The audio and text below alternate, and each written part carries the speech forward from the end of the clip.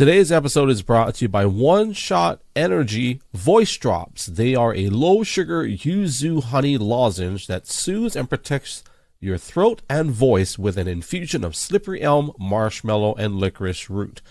Whether you are a full-time gamer, public speaker, pastor, preacher, teacher, maybe you like doing podcasting, you got to get your hands on these voice drops by oneshotenergy.com. Be sure to use my promo code AMBGLO for 10% off your entire order. oneshotenergy.com. Today's episode is brought to you by Archon Mounts. For those of you that are content creators and you want the best mounting solutions for your cell phones, your DSLR cameras, well, go to archon.com. Be sure to use my promo code Hawaii and you'll get 20% off your entire order. Also, all of their products come with a lifetime guarantee. So head on over to archon.com, keeping your devices within reach.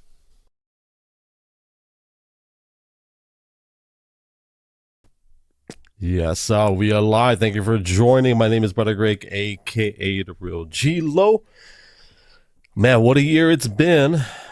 2024. We're almost done. Well, are you almost done? I hope so, because we've only got a few days left. To all of you business owners, are you ready to get your taxes? Unless you do quarterly taxes or however you do your taxes. But, man, what a year it's been. And we are live on YouTube, Twitch, Kick, and Rumble. Also live recording for Spotify and Apple Podcasts. I forgot to click record on my Spotify, Apple Podcast. That's okay. I'll do it as soon as I'm done talking. So, here we go. And we are live officially. And let me just thank you guys for being here. And, man, we're going to cover a lot, I think. We'll see. We may have a couple of pop-up guests. I'm not quite sure. But we just go with the flow. And I'm just here to have a lengthy conversation with you guys. Everything from making money to drinking water to diets to driving in snow, lava flows, you name it. We're going to cover all of that today. So, family, you're watching gLO Sessions. We are live again, of course, on Apple Podcasts, Spotify, YouTube, Twitch, Kick, and Rumble. Family, we'll be back in about 1 minute. We're going to play our intro video for gLO Sessions podcast.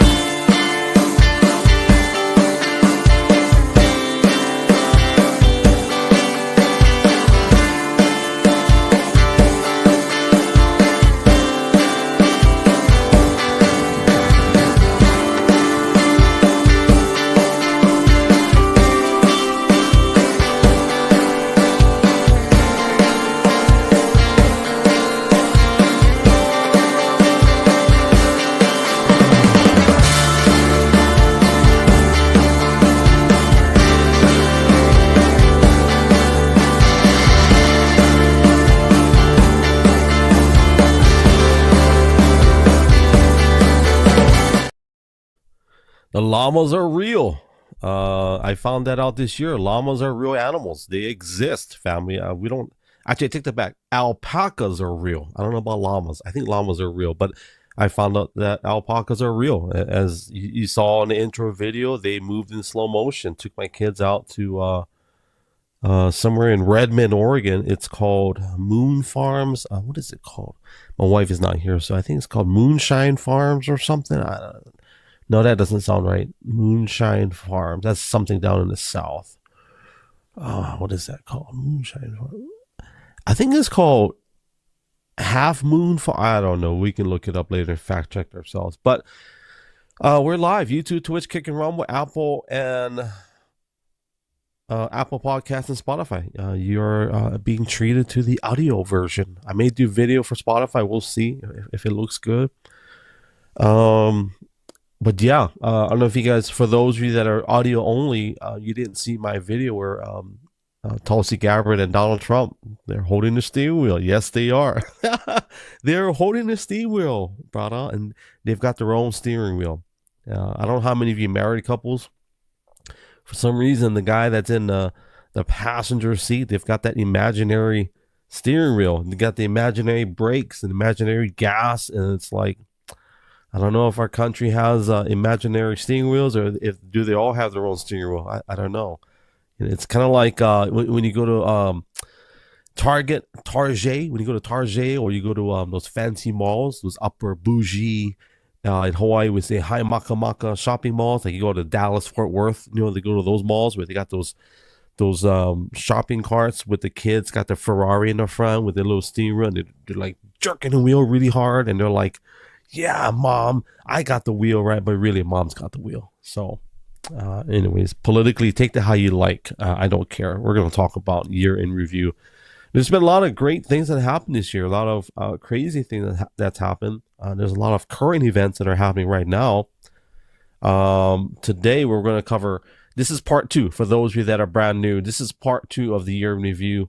And the first one, I kind of covered podcast guests. Had quite a few that were very interesting. And I did more organic in-person podcasts than I've done in a year before that. So in 2025, I'll share with you guys my dream, and that's to get a physical facility other than my home, and to have I've kind of played around the idea of getting a little office space, but we're asking God, like, hey, it's not just going to be a podcast studio. It's going to be recording, audio, multimedia, and of course in ministry as well, and offering services to whatever community we're in. I already have the dream in Hawaii to have something set up already. We have the venue, just obviously finances and logistics of not being there. So, but eventually, if God opens that door, we're gonna, obviously that'll be the travel schedule. That's what it'll look like. Just until we can get our everything settled here in Oregon. So I see that I have a pop-up guest. We'll pull her up in just a minute. Let me spend some time making sure I prep you guys for who this guest is. For those of you that have followed me on social media since 2015, that's when my live streaming really took off, and I really enjoyed doing it. So that's kind of what we're doing now. And for those of you at Apple and on Spotify, you're like, what the heck is this live stuff you're talking about? But the whole arena going live, it just really gave me a lot of open doors. Actually, opened a lot of doors. And so going, fast forward to this year, I have my notes here. I got like 5 pages of notes to go over with you guys, but just covering the year in review and how the start of something back then, it really opened the doors for things today. And so that being said, Tala, I met this lady named Tala out there in California, physically, organically, after I want to say a couple of years of live streaming, and really took off in the area of just, I guess you call them what do they call them? Online friends? I don't know what they call them. Anyway, she became a real friend. She's a real friend. but we met organically in LA. We did a event there, which was a product launch for our company. And so I'm going to bring her up. And if you're not following her, I'm sure she'll do all the intros for herself. So let me pull her up. What is she going to look like? Let me see. Is she landscape? Is she portrait? What is she? She is in portrait. And there we go. Is her audio on? It is. Always. Raw. Yeah. Storm chasers. What the heck? Storm chasers. This is what happens when you send me merch. I show it off. He's been gifting a lot of people. I'm assuming he gifted that versus did you order from his website? Yeah. They sent me shirts and hats both. Yeah. He's quite generous. Oh, so he gave all that for free. Mm-hmm. What the heck? Does he have a storefront? Does he have a storefront though? I believe so. Nice. And then he wasn't happy with the stitching on the first hat, and I didn't even notice. But like in some of the letters it wasn't quite as defined, so he sent me this one, which is a little better. I had to agree with him. They didn't do the best job on that. I didn't notice at first, but yeah, it wasn't as defined. So, man, he's rolling in that revenue dough. That First ad revenue, then now creator revenue. Wish I had Yeah, that kind of. interesting. Yeah, I get some cool stuff. Like, let's see, that's my Yosemite hat. I got one here from Alan Kahn, the author of the Speedbag Bible. Um, it says There's a keep. Bible for the speed bag. Interesting. Yeah, he wrote the book literally. So is he a prophet? What is he? Evangelist? What is he? Some might say so. He is really the OG of freestyle speed bagging. He's been doing this a long time. He's been a coach. He's done quite a bit. He's a good friend of mine now. And there's people who are younger and faster, but he just has such long-standing skill. And he's the founder of the what they call Bible style, because he wrote the Speedbag Bible. So with Bible style, unlike the you see people doing a forward roll, Hmm. or even two-handed, his is a forward strike and then bringing it back and striking the bag again. That's Bible style. So, explain to the people what exactly is speed bag, like for people that don't know what speed bagging is. That. Okay, So so Bible you've style is that. There's the difference. I'm usually sitting underneath that bag when I'm here. so for people, I know what it is, obviously, but like, explain to people, like, are they fighting a bag? What are they fighting? Most most people are familiar with seeing it in boxing movies like Rocky. So it is used as a training tool for boxing, for a number of reasons: hand-eye coordination, speed, um, holding your arms up. It teaches you to keep your guard up, for one thing, because you get stronger holding your arms up. But what we do is freestyle. So this is a U-bolt, what we call a U-bolt, this swivel. But there's another style that is a ball and hook, and that's more popular with freestyle because it'll go all different directions instead of having to get the swivel to turn. um, and usually they use a very light bag for that. There's a lot more that you can do with it that's freestyle that way. So for me, it resolved the muscle spasms under my shoulder blades, which I've been living with for decades. And then over the last couple of years, I had muscle spasms in my middle back. And it trains the muscles to respond on demand and then relax when you don't need them. So you're repeatedly engaging and releasing. That's a big part of what resolved my back pain. It's also good cardio. At my weight, I burn 600 calories an hour doing that. It's So pretty so intense. who wins? Like when you fight the bag, who wins? Sometimes the bag, I don't know. I've actually socked myself in the face. It's kind of a running joke in the community. It's like, have you ever punched yourself? Yeah, we've all done that. Most people, they miss what's called a link coming back in that Bible style, and sometimes sock themselves in the jaw. Hmm. But with me, when I was working on elbow strikes, I was accidentally clipping myself this direction. So you got to watch that. But So so it so comes if you with the get territory. mad, you just punch the heck out of it and you're good for the rest of the day, or It does help with stress. It does help with stress management. And of course, I've got my heavy bag. That's really for throwing hard punches. You're not supposed to kill the bag. You treat these nice. They're expensive. It's an expensive hobby, believe me. Yeah. so this year you went to an event, right? Yeah. It was in the 2 years in spring. a row now. Yeah. The Speedback Gathering has been in Keyport, New Jersey for a long time.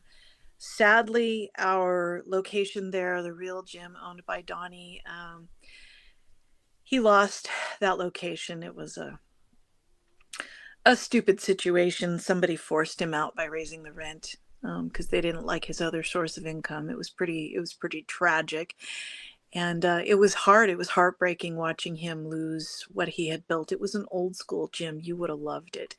Um, all iron. He had a few treadmills because that's what's popular, but he didn't have all the modern equipment. It was iron. It was plates. There's nothing Uh, like dust and rusty things going into Yes. your respiratory system. Makes you feel really No tough. elevator, 2 stories, no elevator, wooden steps, wooden floors upstairs. The most striking, no pun intended, moment for me was the first year when I walked in there in July last year. And I took a few steps out on that floor, and the frame that we had all the speed bag boards, the platforms on, was in the middle of that floor. And I stopped and went, I can feel it through the floor because everybody was beating away on the bags and you could just feel it through the floor. And it was just that Hmm. sense memory is there forever. So I couldn't wait for that coming back the next year. Walked out on that floor. I'm all, somebody hit a bag. So, Jim went with me this year, and it's a great weekend. But now we have to find a new location, and everybody in the community is working hard on that. Yeah, New location for what? For everybody to meet up. for the event. Yeah, because he lost his gym, and he's crushed about it. Like he wants. He felt like, I think he felt like he let the community down. It was heartbreaking for all of us, and we were like, dude, this is not on you. And if he gets a new location, I know that he'll be like, you know, because he let us also store the big frame that had all Mhm. those platforms on it in the corner upstairs there, in between the events. He didn't mind us having it stored there. So it's hard to find places that will accommodate what we need. Yeah. So Just we'll do see it. what happens. I stood in a parking lot in Venice Beach. Like, just have That was signs that was free. something else. That Well, was no. All you gotta. You didn't have the right signs. You gotta put free alcohol and free food and that was a free different, drugs. yeah, that was a different event. That was, we we had an assault in that Well, in Venice Beach, you don't need the signs because it's automatically assumed there's free drugs and free alcohol and free food. I'm just kidding. I'm I got yeah, a call. I got a call back from the person investigating, and there actually was an arrest. The guy that assaulted my friend. So they did get the guy that did it. Yeah. well, we all know that. Yeah, that's probably a PR call, but it's kind of like San Francisco saying, "Hey, by the way, you don't need your poop app anymore." No, you still do. Repeat offender. They knew who he was. So uh, I have the poop app for anybody that wants just for good entertainment. It's called the poop app, and so my business partner Joey, he lives in the Bay Area, and so I told him. So I asked him, "Hey, how's the poop situation?" He goes, "What?" So I said, "Oh, you know what? Let me check for you." So of course I download the app, and San Francisco actually has it's a poop locator. It's very interesting. It's I've funny. heard It's the that. funniest. No, it's legit. Like, people will pinpoint on this app, and you know exactly what areas to avoid. I can look up your city right now. I can guarantee there will be a nice little section where it's collected. That's probably Isn't it just for San Francisco? no. It's everywhere. So if you live near a major city or a populated area, you're gonna have some poop app Oh my god, notifications for sure. that's crazy. Hey, when you're like from where I am in here, is there a way for me to share it to my feed from in here? Top right screen, I believe, for you iPhone people. You just gotta tap things around. And she kicked herself out, which is totally fine. Let me talk about my water real quick because I've been trying to talk about my water, but she totally hijacked the whole introduction. She's gonna wait now because that's what you get. I'm drinking distilled water, and I will tell you, you've been psyoped, family. You've been psyoped into drinking all these fancy waters. I drink now only distilled water. I'm just kidding. I'm I'm drinking it today, but I love it because people are like, well, aren't you concerned about minerals and salt? And no, anyways, yeah, let's bring her back up. I want to talk about my distilled water. Did you push the right That did button? not work. What? No. Okay, we don't push X. Okay, you got No, to push. it's a little curved arrow Yeah, thingy. no, yeah. Well, you got to tap on share to your audience. It's on there. Don't make Well, me. down at the bottom there's the box with the arrow, but I can't figure out where to go. Like when I'm I gonna download the app just so I put can that show on, you. yeah, when I put that on the feed though, it shows the StreamYard thing, not the actual post. So I'm not Okay, trying to send an invitation for everyone to join the stream. I gotta update my app. So I'm glad I have an iPhone. And by the way, iPhone sucks, family. It really does. I'm hating on iPhone people, even though I have one. The touchscreens are just so unresponsive in comparison to Samsung's. Hands down, anybody that's a Samsung owner, yeah. And look at Tala with her dead mug. But here we go. Okay, I updated. Let me see if how do I do this? I'm gonna enter my own. Let me do it. Let me do it. Okay, hold on. I don't know where my tablet is. I put it away before that trip, and I haven't dug it out since then. Well, you're an iPhone, right? So yeah. So to my listeners on Spotify, whenever I do live streams, I'll bring up guests, and the company I use is StreamYard. And by the way, StreamYard, I love StreamYard. I've been with them for 7 years now. They recently doubled their prices, and before that sounds like a negative. It to me, it's worth it. I went from paying $45. Now I pay like almost $100 a month, which is insane when you think about it. However, let me make the point. They are doing some crazy improvements that makes it all worth it. And I don't even know what they are yet. I found a few. Okay, let me send it. And so anyways, what I'm talking about is that I'm trying to have Tala share to her audience on her socials. So what I'm going to do is I'm going to DM myself the link. Let me do this. Invite copy. And by the way, I apologize for all the background noise. For me, I can hear it. And I think it's not me. I think it's Tala. It was me trying to charge up my laptop. I think I forgot to turn it off. Oh, wait. What? You can't type DM to DM, Greg. What the heck? Okay. Here we go. Next. Stream this to your audience? Yes. There. Did you find it? I think. I don't know what's going to happen when I tap this. No. Just you got into your socials. Log in. That's a whole bunch of other stuff I don't want to mess with right now. Well, why don't you do that? Log in. Let me finish my first 5 bullet points, and I'll bring you back up. You can try to figure that out. If you still don't figure it out, then we'll just laugh about it, and we'll make fun of you when we come back. No, because I got to think of my... I would have to look up my passwords. I don't keep a lot of that in my head. I'm not going to mess with it right now. Okay, so I'll cover this. So, distilled water. Going back to my whole rant about distilled water. Man, I'll tell you, because I take a lot of sups. I take 1, 2, 3, 4, 5, 6. There's a time I was taking 60 pills a day. Yeah, so I would take. I don't even know the math. What is 15? Okay, maybe not 60, like 50-ish. I take 15 to 17 pills at lunch, dinner, and breakfast, lunch, and dinner. And so I always gag when I take pills with water. I gotta drink soda, but right now I'm not doing any of those soft drinks. I'm back on a carnivore. So, bro, carnivore diet, I will say, legit, hands down, the problem. And I've done so many diets. I've done some crazy diets, but carnivore. You know me, I don't do diets, and I'm definitely not like 100% on board with that. But I don't know if you caught that, but I can eat beef again. I'm okay. Yeah. Well, here's the thing, and this is what I always tell people, and this is what I learned with our son. Like, so our son, when he was born, he was allergic to about 32 different things, right? You name it. Soy, milk, wheat, eggs, fish, avocado, bananas, anything that has a latex reaction, everything that you can, like, just unbelievable. And yeah, 9 of them were anaphylactic. So meaning we almost lost him 3 times because of that. So, but we came to well, you think about why in the world is the body allergic or intolerant to food?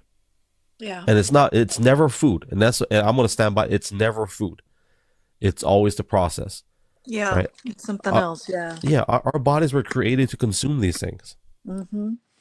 Animals included. Something else, at least, like creating a trigger. Yeah, Yeah. exactly. So when Tala told me family, when Tala said that she can't eat beef, I already immediately knew that something was wrong with her, not the meat. So Well, I could have told you that. yeah, that's You know what? something. It's like any elimination diet. And there were certain things that it was just like throwing a wrench in the gears. And I had to cut all of it out and go with the things that my body could process. And it's been 6 years. It's when we first started hearing about leaky gut syndrome, I was like, just like everybody else was. Oh, I'm convinced now that's what it was. I thought that was a And fake. When my wife told me that, I said, "That's a fake word. Who came up with that word? Like, what the that's what heck?" we all thought. But I no longer think that.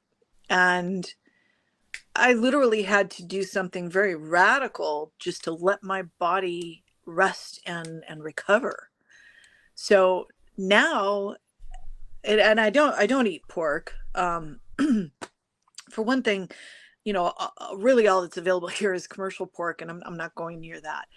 But as long as I'm conscientious about the quality and the source of beef, I'm fine. I can eat beef again. I'm so happy.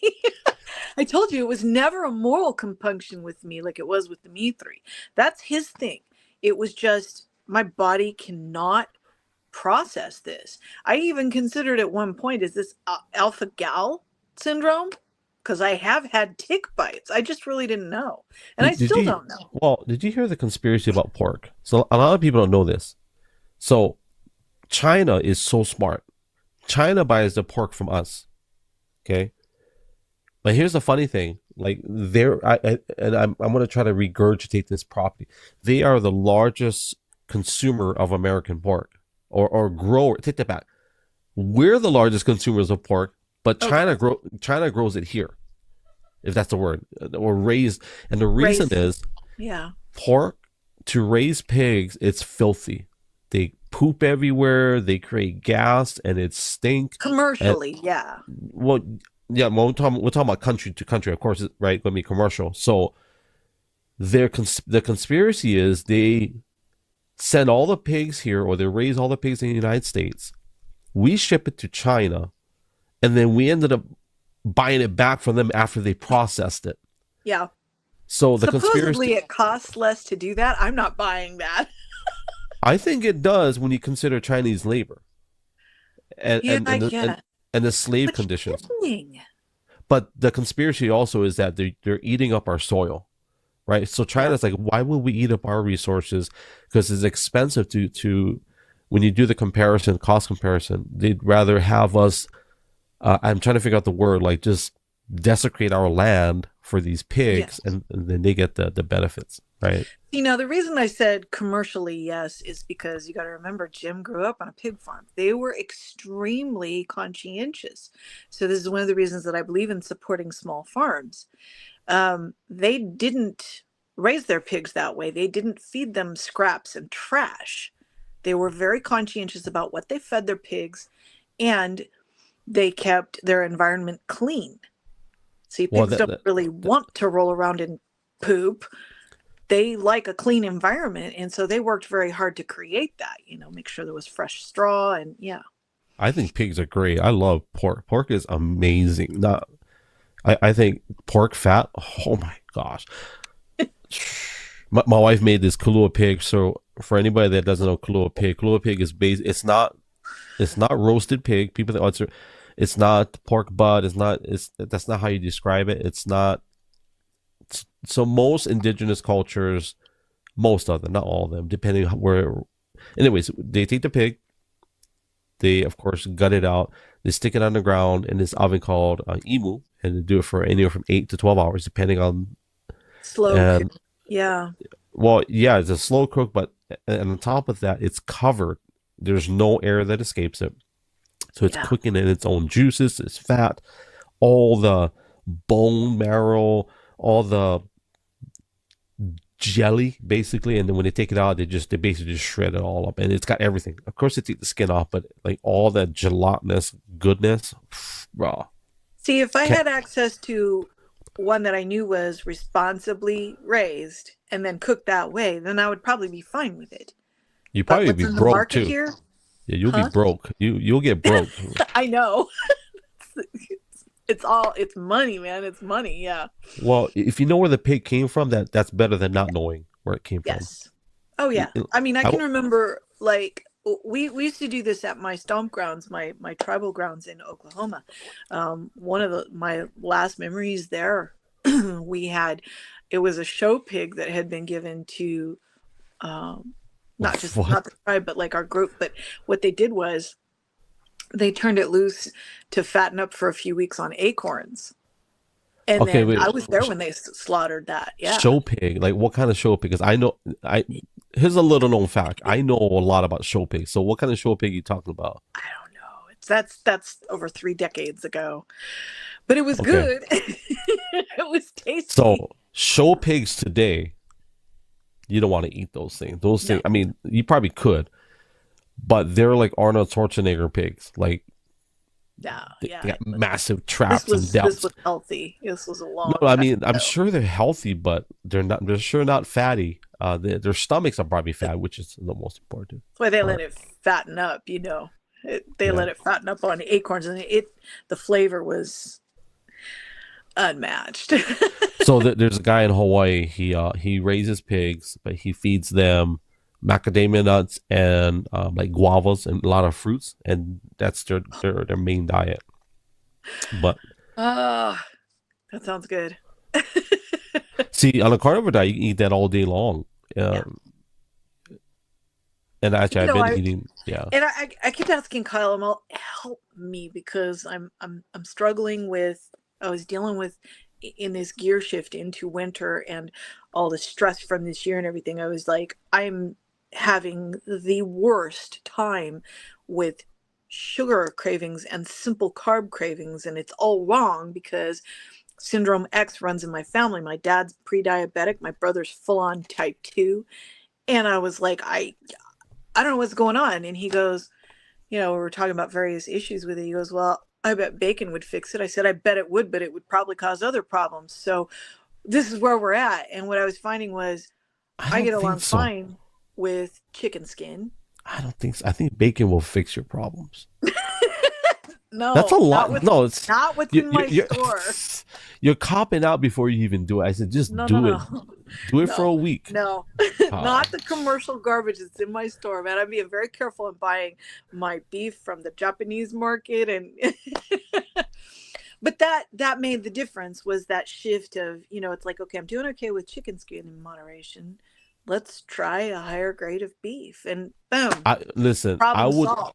I would recommend bacon over chicken skin all day long because the skin, that's the first place the toxins go to when you kill an animal. But this is what I'm saying is with that beef, that higher grade of beef, problem solved. I'm satiated, no more problem. I'm not. Well, I walk down the aisle in the store that has cookies and stuff and go, bleh. It's not if you even can find appealing. well, if you can find beef bacon, then that's a nice middle ground. That's basically it. There's a beef plate is what that's it's thin sliced. They have it at the Japanese market. Yeah, and I've done really well with that. And I don't need much. It doesn't take much. Okay, so when you say Japanese market, are they owned by Japanese people? So far as I know.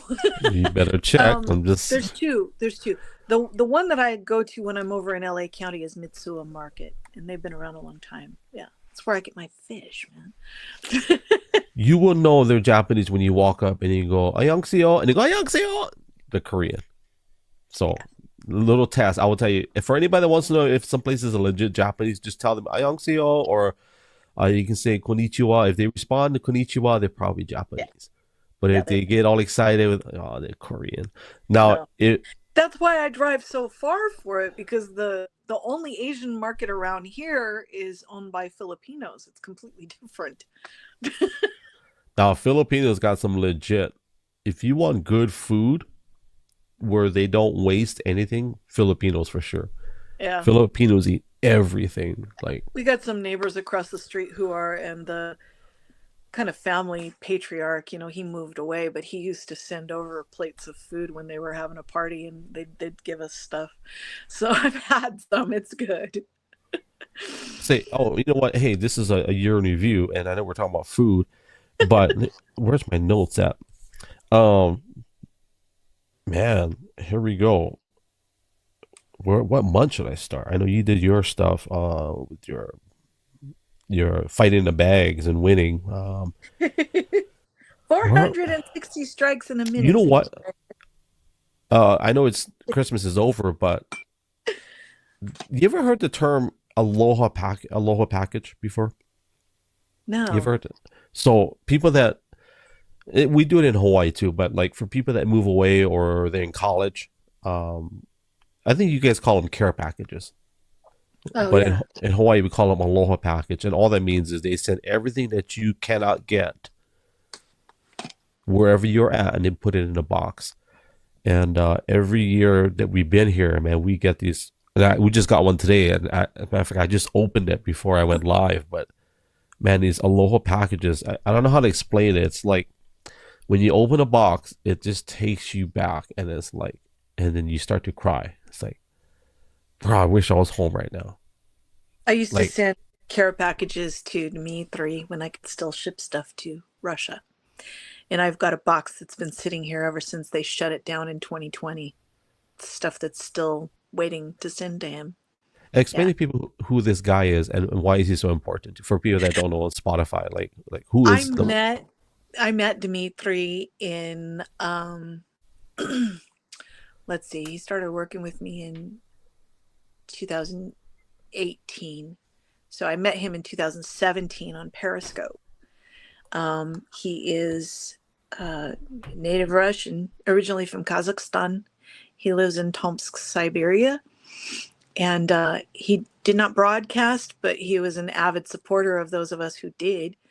And he absolutely loves the cherry blossoms. That's why I'd like to see people like Saki and Keizo-san, and yeah, I'd like to see them broadcasting again on some of the like the new platform we're on, Favorited. But I got to know him because I was walking through the farmers market in Redlands, California here, and he got interested in something that I was showing. It was some cooking, and I don't. It was something that was said in Russian, and I was like, "Wait, where are you at?" And I found out he was in Siberia, and I went, I'm learning to speak Russian. He was paying attention. He already knew. But from there, he got interested in what I was doing, which at the time, my native crafts, painting, things like that. He was very intrigued with the native culture, and then he found out about my hike that I was planning for summiting Half Dome in Yosemite, and I was struggling. I needed a fitness coach, and he stepped into that role. And he pulled me out of a lot of difficulties, mentally as well as physically, and kind of dragged me for a couple of years. So he completely revamped the way that I was eating, my fitness routine, my activity level, and I couldn't have done it without him, honestly. So he he really saved me from going down the wrong road. I was in a bad place. So because of that, I've always been very grateful, and he was my best friend for a long time. So I used to send him care packages, him and his girl. And yeah, when 2020 rolled around and all that happened, USPS shut down the shipping between here and there, which is ridiculous because I could go get on a plane and fly to Russia. They don't care. But I can't send a box. I can't even send a letter. They can send stuff here, but we can't send stuff there. It'll get turned around. So, yeah. that's with the USPS though. Yeah. Yeah, How yeah. else do you get something there? DHL. So anybody that doesn't know, DHL is not an American company; they are international. So if you want to send anything, DHL will get it done. I UPS will won't check. because yeah, UPS is a American base.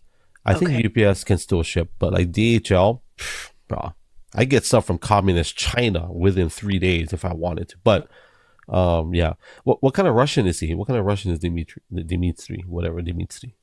He's originally from Kazakhstan. Yeah. There's a lot of Russians. That's one thing I've learned. There's a lot of different types of Russians Yeah, yeah. and how they identify. And uh oof, I just drew a blank on her name. But his girl, she has some some of her background is one of the indigenous tribes that's from that region. I can't remember which one. But yeah, they're both native Russians. Now Yeah. she's a native Russian that has like Chinese roots. That I'm not sure about. I'm trying to think of the name. It's been a while, just like uh, words escape There's a names. lot of Russians with Chinese ancestry, but they don't identify as Chinese, but they have obviously, like the slant eyes and the very fair yellowish. I said it, guys, yellowish skin. So, but yeah, Well, I've it's been true. well, yeah, I know people get all bent out of shape. See, now I'm able well, to open X on my PC or on my laptop, so maybe I can repost it from there. Let me find you. I'll take a minute to thank people that are on Kick. I appreciate you, and also on Rumble. Uh, I don't have access to my Rumble chat yet here on the platform. Well, actually, I do. I didn't activate it, but thank you. And for those of you on Kick, Kick is a very interesting live stream platform as well. They are definitely they're chasing, and they might have overtaken, but they're chasing what's the other one? Twitch. Now I'm on Twitch, but the Aloha packages. I'm gonna skip that. I already covered that. Bitcoin. We talk about Bitcoin, bro. Okay, I gotta talk about Trump because here's what I'll say. Since this is a year in review, how many of you guys, man, would have ever expected? And I'm not a political person, but the Trump train, the way it is now. I mean, I'm not even a MAGA person, but I think it's The just team, you mean? whatever Trump train, MAGA train, whatever they I want to think it's call it. fabulous. I wouldn't have expected it though. I mean, I did not see the most fun I've had is watching the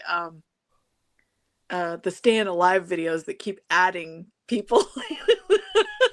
I don't know if Look, Elon made those. Those are hilarious. no, he doesn't. He just reposts people. I don't That's think what he makes any of those. Here's what I'll say, and I have a lot of great friends that are on the left, and I will say, if there's one beef I got with the left, is that they don't make funny videos. They don't make funny memes. Everything they make that is funny to them, it's angry. offensive and angry, and it hurts. Like it hurts my feelings. It's not supposed to hurt my feelings. It's supposed to actually like be funny. We should Yeah, be able to laugh at each other. exactly. I mean, very rarely I'll encounter one and I'll be like, okay, that is funny, but it's not often. Did you see that Don Lemon video where he was on the street doing street journalism? I want to say I did, but I don't remember what it was. So he obviously, for anyone that doesn't know, he got fired. Right, him and Tucker Carlson got fired the same day, if I'm not mistaken, or within 24 hours of each other. Yeah. And they both got fired from the network. What do you call this? The mainstream networks that they were working for. So, anyways, Don Lemon, who I think it'd be fair to say he is like a direct opposite of Tucker Carlson. Maybe that's not even that's not even the same. That's too total. That's No, one way no. of putting it. I don't Anyways, know. maybe he's like a polar opposite because he's not funny. He okay. Anyway, so Don Lemon was on the street interviewing people, and there's one guy. He goes, "So, what do you feel? About what everybody's saying about Elon Musk taking over and they're calling him President Elon." And so the guy is like, "What do you mean everyone?" And like Dalan was like perplexed. He's like, "Well, don't you know everybody's saying this?" He goes, "Well, what do you mean by everyone?" He says, "Everybody, the media." And so the guy goes, "What media are you talking about?" He goes, "Everybody." Here, and so Don Lemon tells him, "Open your phone. Let's look this up." And so the guy goes, "Well, this is already a loaded topic because And so Don Lemon says, read to me who says he's President Elon. And so the guy goes, MSNBC. And Don Lemon, you see? And then the guy goes, Fox, CNN, blah, blah, blah. And then the guy's like, nobody trusts these guys. Nobody, like, you're not making a good argument. And Don Lemon kept trying to tell, well, this is, and the guy's like, nobody trusts them. They're not the media. And he says, we're the media now. Like, we're the ones that share what we believe is truth. Now, it's up to you to believe it. Well, basically, we're tired of the lies.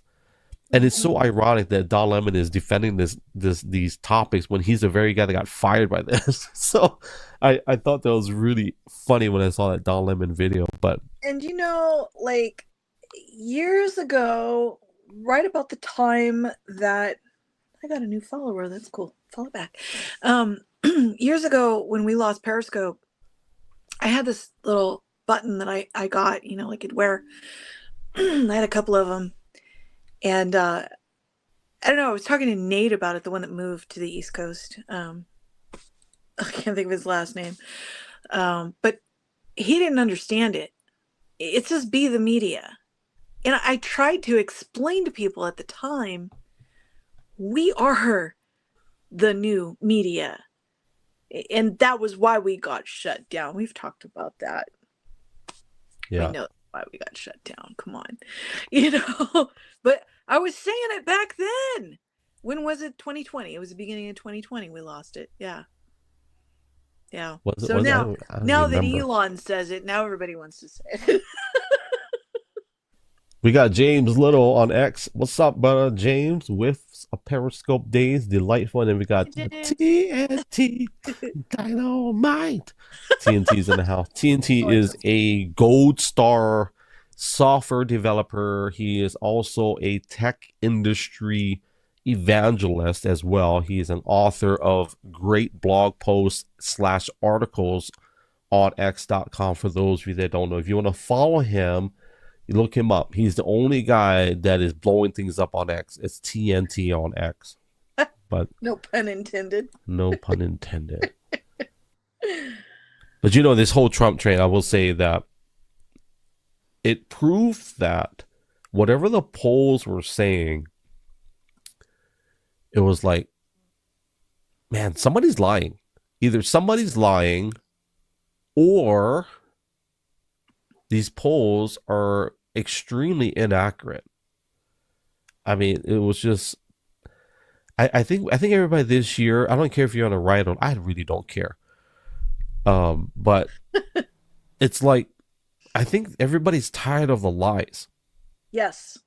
Right? I think, and we all know that we all know somebody's lying. There's, come on, we're not like kindergartners. We all know somebody's lying, right?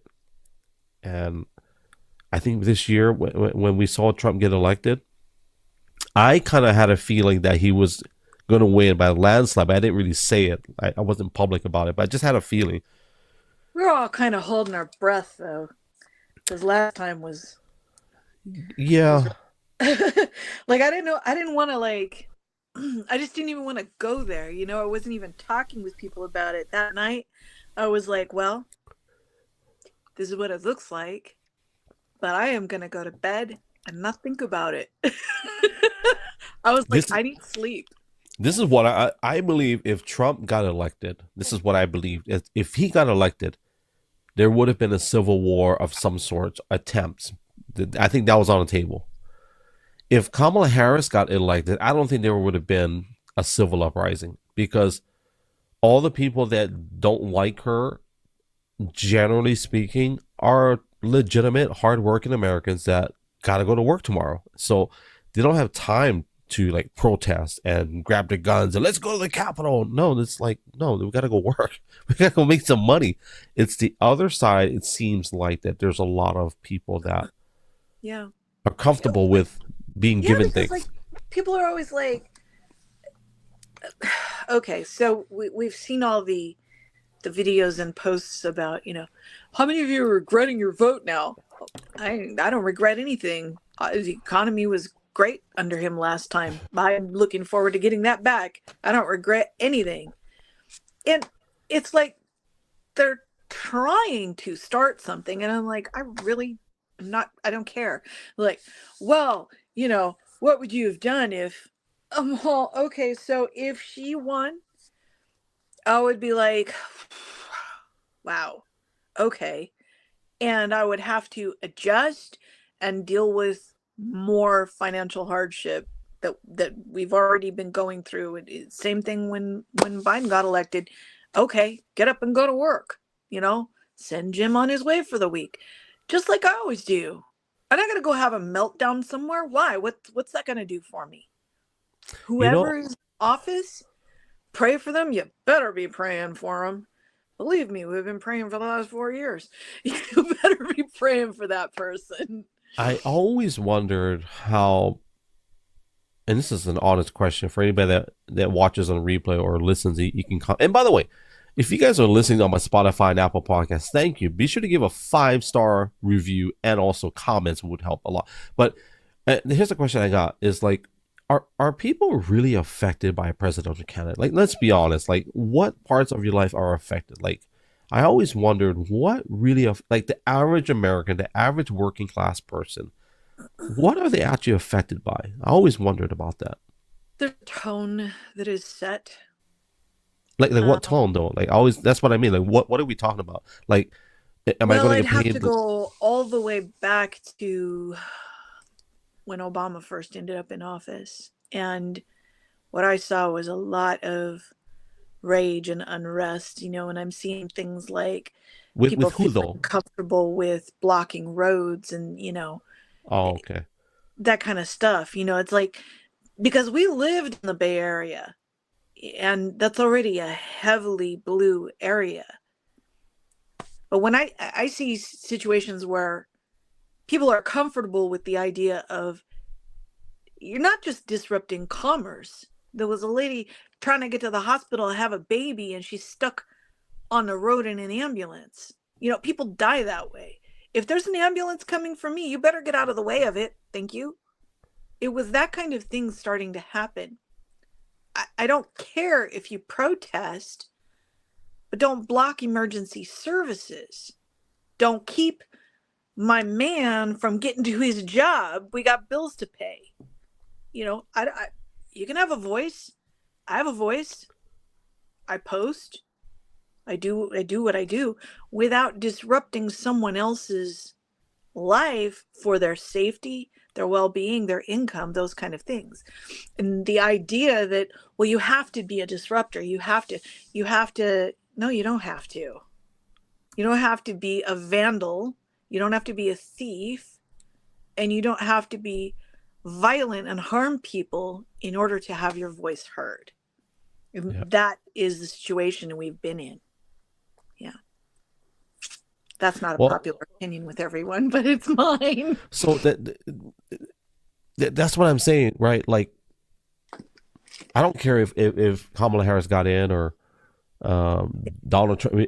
It has no effect on me whatsoever in my personal life in the area of like directly, right? But I think that's what the media wanted us to feel. Like they want us to feel like you can't let this guy get in or you can't let her get in because if everything's gonna go to hell and everything's gonna like no, like to me like no, because I think what's his name? I think the people that affects the heaviest will be the people that get hurt. Like a very good, I won't say the name, but a very good family friends of ours. They were extremely. They became really close to us. um I don't know what year, around 2014, 2013, 2014, and they're extremely wealthy. They're family friends, and they helped my mom a lot when she had cancer, and I met them through Angus Mitchell, the heir of the Paul Mitchell Oh, yeah. empire, and so through that circle. But anyways, this family extremely wealthy, very generous. They blessed us immensely, and they were directly affected by Obama getting to office because, perfect example, their livelihood was based on the financial industry, which I'm going to be very careful on how I crafts, but the industry they were in was helping students go to college. And because of this exchange of, so basically they help kids go to college through loans. Okay, so picture now, Obama says we're gonna forgive all college loan debt. Well, you just cut out the entire business. So Yeah. those people now, they're totally fine. They're going to be fine, but still, they understand not necessarily a product or service. They understand how business works. So they're extremely wealthy still yet. But like for us, it's like I don't know. I don't that's the one thing. Like where we live now, there's a lot of conservative people. Like they're not affected, right? Now I they think may for be. us, like a lot of it is because we live in California and there's already an overregulation problem. The more overregulation that happens, the more we are affected because with his job, we're part of the supply chain. And so there has been an impact when we have, I'll just say it, when we have a Democrat in office. And in this state is governed by that. And I mean, I have a very strong opinion about Newsom. We got 2 more years stuck with him. It's a problem. So it is what it is. We're still going to keep going, but yeah, there are some difficulties in this industry. Well, what an interesting year for him, I will say. Since we're talking about year in review, I remember when the president of China was to arrive in San Francisco, and I remember all the streets getting cleaned up. I thought that was so amazing. It was like, wow, San Francisco is beautiful. They got rid of all the, It they got rid of, was for a few minutes. You know what but they did then, though? It was such a lie. You know, they cleaned up the homeless problem. No, they shooed them all into the Tenderloin. It was crawling with homeless in the Tenderloin. That's what they did. okay, so for people, obviously, I don't know what that is. You gotta explain what is a tenderloin? It's a district. It's already got issues, but they really just swept all of the homeless into that area, and it's like, get What rid a of trash. what a terrible name. Why? Like when I hear tenderloin, like, tasty, like medium rare with like I would have to look up what the gravy origin of that is, and but mashed potatoes. Well, let's look it up. Like I'm a little scared too, I'm gonna look it up right now. because it is considered to be a I'll give you the task of reading that 5 paragraphs of TNT. Let me Google this. holy dude. Why is it called the tenderloin in California? I, what? Okay, okay, I'll read it. So before I read it, hey TNT, I'm gonna read the comment. Let me read this definition. Okay, so in California, particularly in San Francisco, the Tenderloin refers to a neighborhood that earned its name for the idea that corrupt police officers stationed there and could afford to eat expensive tenderloin steaks due to the bribes it took from criminal activity in that area. Wow.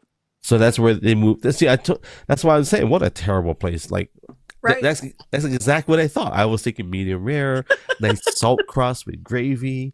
Oh, Mm. yeah.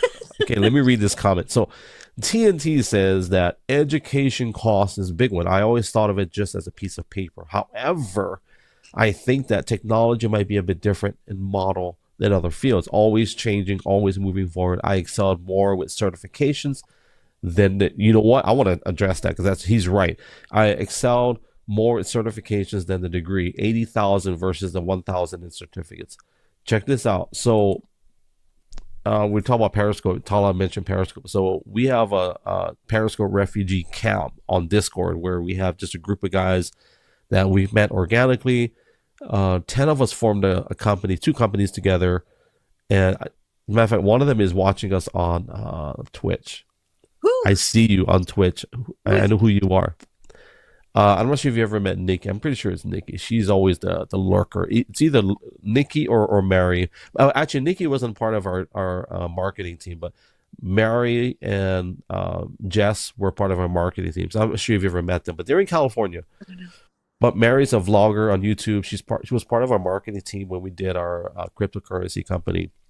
But anyways, what was I saying? So TNT, to address what he said about education, he's right. We had this guy And I hope Joey watches this because we had this guy in our team. So for those that don't know, we had a tech company. We did analytics and moderation, and we also had cryptocurrency companies. We are working on a third one. But this guy we had, he was part of our 10. We had 10 people in our company. This guy that we had, he just graduated boot camp. Okay, so for anybody that's in the tech industry, boot camp refers to what he's talking about: getting certificates, training, where you pay money to take a course, and it's just real intense. Well, this kid just came out of boot camp, and I hope Joey watches this and shares this with. But so we had a meeting, and we all talked about what we need to work on and what we need to address. And this kid, I say kid, and I don't mean disrespect. I'd say kid because he's young. He's like 21, 20, super smart, like genius level intelligence, just rattling information just like that. And he's one of those guys that didn't go through the traditional way of college to earn his way in the tech industry. This kid's, and Joey's a genius, but this kid was like just rap. But at the end of our meeting, I told Joey, I said, Joe, I think he hurt some people's feelings because the way this kid was rattling things off, he's so like the tech side of him is just powerful, but the bedside manners were kind of like somewhere we don't know where it went. It was like it was, Delivery. Yeah. but I'm you know and what? I'm guilty of that. Like if I'm on a topic that I know I'm competent about, just like I'm very straightforward, and people get upset and I'm like, it's just facts. What are you mad about? Well, TNT brought that up about education, right? So education, like, so I'm not going to disclose, but like my wife's education is. I'll disclose my daughter's. I've done that publicly. So my daughter's college, um, shoot, it was 25 a semester. So there's 2 semesters in a year. So, and that's cheap, 25, 25. So that's 50. What is 50 times 4 years? Uh, 100 is 200,000. I forget. So Like, whatever it is, it's in the upper hundred thousands for just for a college education. mm, My yeah. wife's college education that she just finished and she's working on her master's and going to her PhD is literally half that. Mm, And a lot of it is because she does remote, right? So yeah. TNT is right. Education is a huge. That's a huge. Yeah. And it's not. And I don't know if you know this, but I'm probably not going to do it, but because I don't have time. But the LA Film School, they have these ads. So there's the LA Film School in Design or something like that, but it's actually in LA Bellevue Hills or somewhere.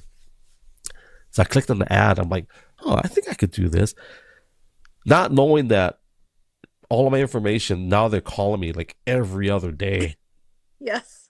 and they come up with ways to overcome my objections. And I'm like, They have a script. Yeah. well, yeah, they do, but it's like they have a way to overcome objections because they want to, obviously get a new student, Yep. and the courses that they have is very interesting. I want to learn how to do all those things with cameras and production and all that stuff. But I'm like, okay, I don't think I have the time, and it's like expensive, like, and it's only like 3 years. But my wife was like, "You should do it." I said, I don't know, man. That's crazy. That's a lot My of money." advantage is that my brother is a semi-professional photographer, and he's also done videography. He uh, the film that they did on the history of two-way radio won that Silver Dolphin Award at Cannes. So he went to France a little over a year ago for that award. So he's going to be helping me when I get my film all edited up. I was like, I want to submit it. Why not? Got to try. Yeah. But yeah, it's we have an advantage also with as far as education. And this is one of the reasons that we worked so hard to get Jim into Walmart, because they're covering his remote college courses. It's not costing us because we wouldn't be able to afford it. Yeah. Well, there's so many ways to learn now where you don't have to, and I really now looking at the LA Film School, for example, I don't know if they're equipped to deal with and we're talking about AI, but like the whole AI, I don't think, and I'm glad TNT's in here. He's talking about the same tactics we talked about, took down ITT and IT Tech and Westwood. But I don't know if people like the traditional way of doing film, I don't know if they're ready to deal with the AI movie industry, which, in my opinion, AI and all of my AI friends on Twitter, on X, they'd be like, oh, they'd be like, but I'm sorry, fam, AI is still far away. It's amazing. It's amazing right now, but I don't think AI can compete right now. Not yet. Just not yet. But even though, like, you just know when something's not real. I mean, Well, you, I've seen a few things that it gave me pause, and I've yeah. tried to. I've been back and forth on it, going, I don't know, is this completely generated? Is this altered? And I can see where it's going. Here's what I'll say to that. The bottom line is truth always wins, hands down. You can slap on or take away certain things to make something what you want it to look like or be like, but it'll never be what the original is. And no matter I how hope so. good, here's a problem with AI video. I'll give you a perfect example. When we see an AI video, we're like, wow, that looks real. But that's just on the visual. There's other things that an AI video cannot deliver. I'll give you a perfect example. Um, I think AI video is great. I think it'll deliver a story, but it cannot capture. AI video cannot create something from an organic, if that makes any sense. Oh, I'm going to get deep with this. Well, let me read this comment. The Before you, reason I'm giggling is because somebody posted a video, an AI generated thing that he had made with this guy who was like, he was supposed to be eating, and it looks like he's taking a bite out of his own hand. oh, yeah, yeah. So I was crying. this is what I know. And this is what we call the Matrix. So if you remember the scene in the Matrix where he's the trader guy is talking to Mr. Smith, and they're in this fancy restaurant eating a steak, and the steak is juicy, and he's cutting it, and he told Mr. Smith, I know that the steak is not real, but every time I bite into it, everything in my mind is telling me it's just real, and it tastes good, and basically what he's saying is, I know it's not real, but I still want to be here. I want to be here even though I know it's not real. AI cannot create something that is real and organic. It never will. It never can. Sorry. And it also can't create something that is organic. And it can't, all it can do is lie to us on what is real. Yeah. It cannot create something. I know a lot of people in AI are going, oh my God, you're wrong. Yeah, maybe I am. But what I do know for sure, it still lies. It's not real. And then some people, well, what if it creates something? Well, it's still, if AI has to create an image or something that caters to us, well, where did that thought process come from? It came from originally who is the author of that? The software, the program, the algorithms, the metrics. It's a human. Yeah. It's a classic story of Pinocchio. I get The, so many people mad at me by saying, still, all they know is 1 and 0, on and off. It's binary. That's it. And it's like, oh, well, but, the ethics, artificial intelligence and, the idea that it could be sentient. No. so this is what I'll say, and this is more on the spiritual Christian side of things. What I do know is that the development of AI and the people latching onto these things, and even we're talking about let's go with this discussion, the LGBTQ plus agenda as well. People that are in the transgender agenda. I put transgender ideologies and AI in the same category. And here's the reason why. To me, it's the same boat. It's the exact same boat. And people are like, what are you talking about? What are you talking about? They're in the same category. Because for me to invest my entire lifetime into AI is to say that God was not good enough. For me to do this to my body is to say that God, the creator, the only creator, there are no I'm gonna. This is my podcast, so there are no co-creators, family. There is one, singular, no co. So, for us to say that let's mutilate our bodies because God didn't do it right, He messed up. Let's create another intelligence that will be better than us because I'm not good enough. Let's create a technology that will do it better.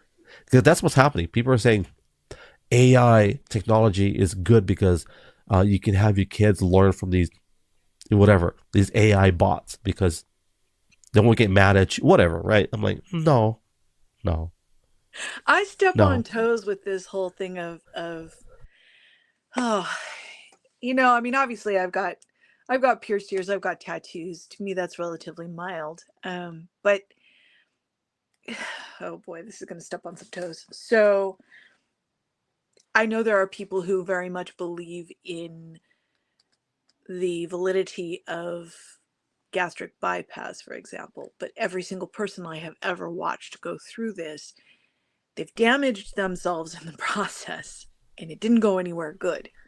I got one friend who she's a real proponent of it, and I gotta hand it to her for sticking to her guns. But the result for her was a lot of weight loss, but in my opinion, the wrong way, because then you've still got not just loose skin, but pockets of fat that you can't get your body to rid itself of because it went too fast. Your body can't drop the weight properly in that mode. Let's just say it, dumping syndrome. So if you eat more than this tiny little portion, you're in Mm, trouble. She's autoimmune, so at one time was on methotrexate, which meant once a week taking a series of pills, which she could only take one at a time and wait a while. She can't get enough protein. She has to drink milk. I'd be in trouble with that. Can't get enough protein without doing that. So now you're starving your body of what it needs. And it gave her one of the most severe cases, instant cases of hypoglycemia I've ever seen. It's bad. mm. And it worsened the autoimmune disease. Now, you can't tell me that was a good choice. And this is where people get upset with me. But let me just say this. If the requirement for going through that surgery is you must eat correctly and prove that you can drop weight, why didn't you just keep doing that? Just keep going, continue. Yeah, Nobody wants to answer that question. Well, I couldn't maintain it. Yes, you could. It's a choice. Okay? I have to make that choice every day when I get up. Am I going to get up, as painful as it is, I'm going to lay in bed and go, it hurts too much? It's a choice. I No, think a it's not lot. easy. Some of those too are deeply rooted, right? There's a lot of deeply rooted, Yeah. psychologically embedded. Yeah. And I'm not going to use the word traumas because I don't think that just psychologically embedded habits that Yeah. it's We're kind of told like you can't do it another way. what And then you was start telling yourself, I can't, I can't. Yeah. I forget the name of that movie. I think it was Gulliver's Travels. It was a really great movie. It was with not Sam Kinison. What's that guy's name? Shoot, The Sam original something. old one. But it was Jack Black. Okay, that's And remake then. Yeah. yeah, it was a good movie. But anyways, in that movie they had these little miniature people, right? And they tied him down in Yeah. the tiny little ropes, That's and an he was ancient stuck. story. Yeah. He was stuck, Yeah. and he finally broke one of them, right? And once he broke them, he was able to It's a good wiggle free. illustration. And I mean, Yeah. see, I can talk about this because I have been through it. People are like, you don't know what it's like. Yes, I do. At my top weight, I was at 235 pounds. That's not okay when you're 5 feet 5 inches tall. It, for me, was not healthy. And I'm right now overweight, just not that much overweight. And Yeah. I've got muscle now. But I know what I'm talking about because you've seen the pictures because I have been through it. And to me, it is unconscionable that we have surgeons so readily willing to just mutilate the body. And that's what I'm going to call it. Because, like I said, every person I've seen go through this, it's like, either regrets or they feel like they've got to maintain this image of, well, but it's what I did and so I'm moving forward. Okay, that's cool, but why are you telling other people that this is the right choice? Why are you advocating for this when you know the damage that was done? And it's terrifying to me that there are surgeons so readily willing to do that. Like There's a lot of women money, who first of get all. huge implants, you're mutilating your body. Some of us would like a little less to get rid of the back pain. Now, I will say women who have had reductions done for back pain, yeah, I get it. That's a health issue that is an improvement. But if you're creating more problems, it's not an improvement. Yeah. This is a good segue because I got to go pee. Let me play an ad and then I'll do a video and I'll be right back. Let's get this Okay. ad going. We'll both run. Today's episode is brought to you by One Shot Energy Voice Drops. They are a low sugar yuzu honey lozenge that soothes and protects your throat and voice with an infusion of slippery elm, marshmallow, and licorice root. Whether you are a full-time gamer, public speaker, pastor, preacher, teacher, maybe you like doing podcasting, you got to get your hands on these voice drops by oneshotenergy.com. Be sure to use my promo code AMBGLO for 10% off your entire order. oneshotenergy.com.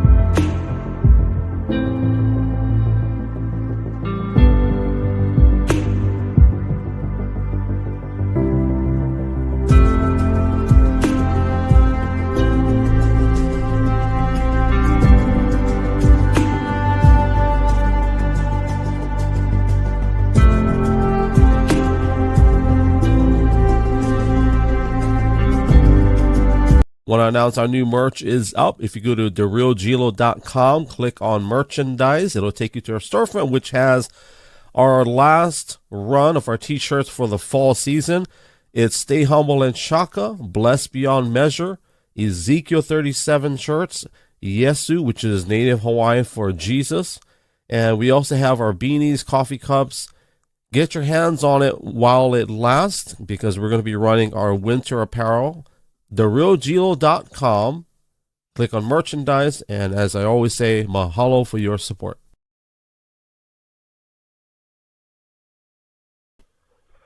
Bro, that distilled water is no joke. It'll distill you out, bro. It'll distill you out. I agree with TNT, bro. What about this year, right? He said that what a wild year.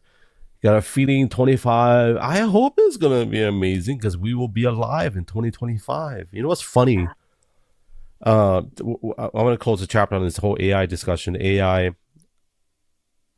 I still stand by the fact that for people to invest so much into AI, and this is a thought that I didn't put a lot of thought into, but I do believe that the whole AI discussion and the transgender discussion, to me, they're kind of in the same premise that I'm not good enough or we're not good enough, so we're going to create something that's better than us. And it's crazy. I don't think AI video will ever be better than real organic video that's captured. Now, I think there are people that will accept it. I think people will accept. Because look at what's his name, Mark Zuckerberg. Look what he did with Meta, like the Meta, the VR stuff. It's it's he survived. He survived it all. I Apple. guess I could say this, like in an analysis, you'd still be able to tell the difference, but to the human eye, it's becoming difficult. So to me, it's all a psychological condition of, and I don't mean you. I don't mean anybody's at a deficit, but it's like if you are okay sitting at home 8 hours a day, uh, in a reality that's not organic, that's not legitimately, then I think there's a problem.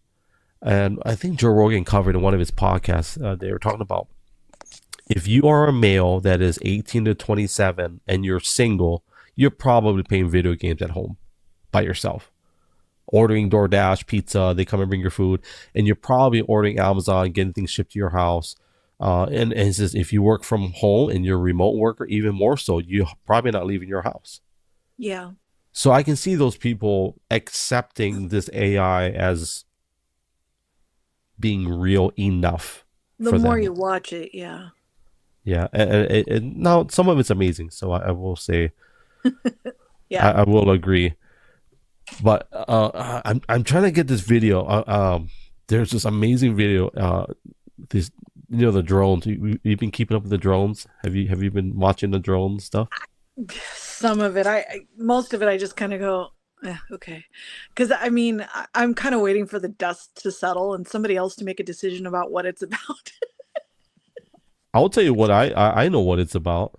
Oh, okay, he gave me yes. Okay, so I got a friend in Australia, and I have a group of how many are in here? I got 14 drone pilots. We're all drone pilots, and we have this DM group on Twitter. He shared this video. I'm gonna see if I can download it. Can I download it? Will they let me do it? I'll just have to screen. So he shot a video of this drone in the sky in Australia, and we're Okay. all drone pilots, so we all kind of know what's up, and we know like if you're gonna be covert, you're not gonna have your lights on. Like that's Right. just now. Some of these drones are the size of Suburbans, like big Yeah. vehicles. Good sized ones. Yeah. Yeah. Now here's the thing: is nobody is confessing to what they are. It's wacky, Yeah. and the ones that said that they are real, like there's nobody confirming, right? Our government's not.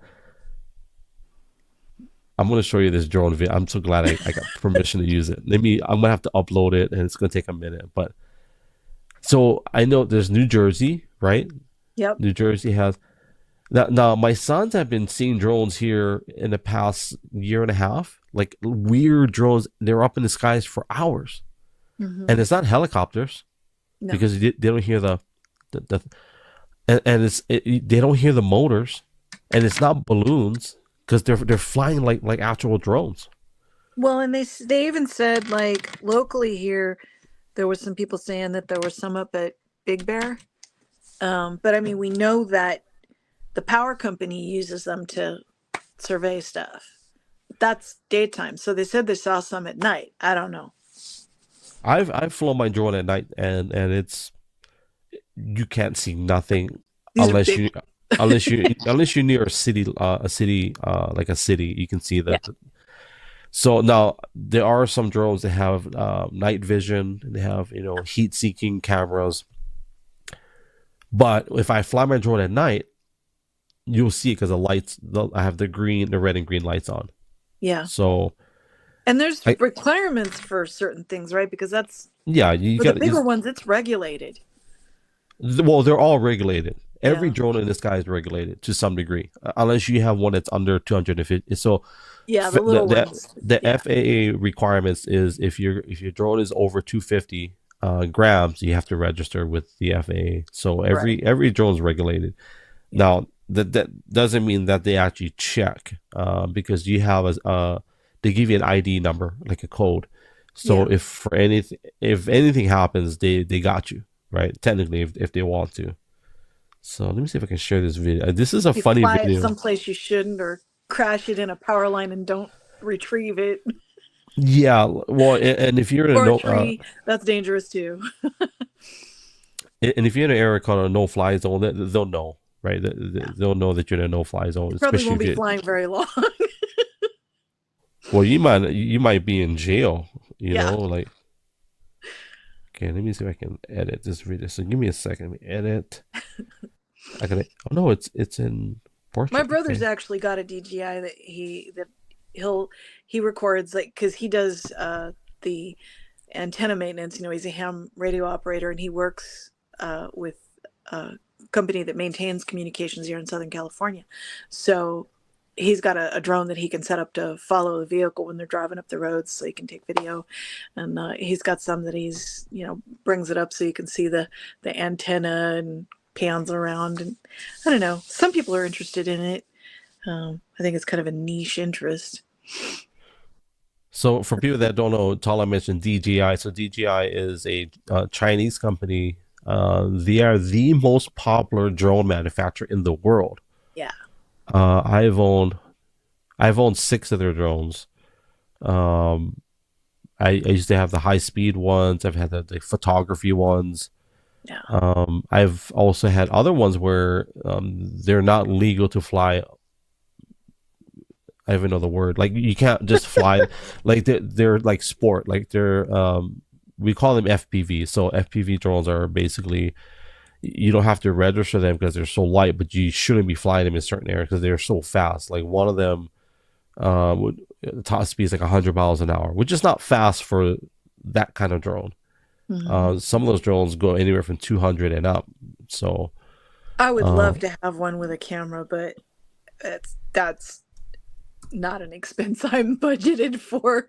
so yeah, so that company DJI because so there's a city called Shenzhen. So Shenzhen is basically China's version of Silicon Valley, California. And the issue with DJI is that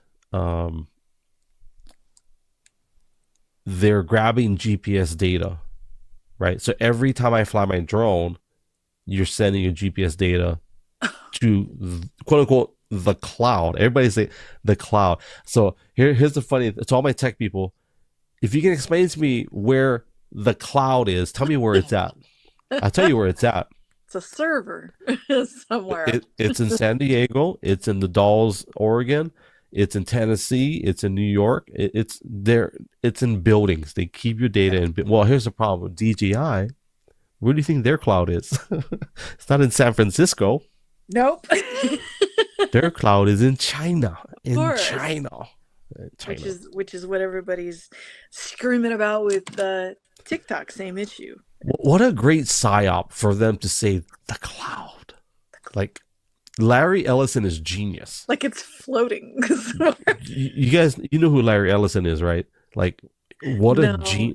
he's such a genius. Like, he is probably in the top 20 wealthiest men in the world. Maybe he got pushed down, but he founded the company Oracle, which is Oh, basically cloud services for corporations, basically. yeah.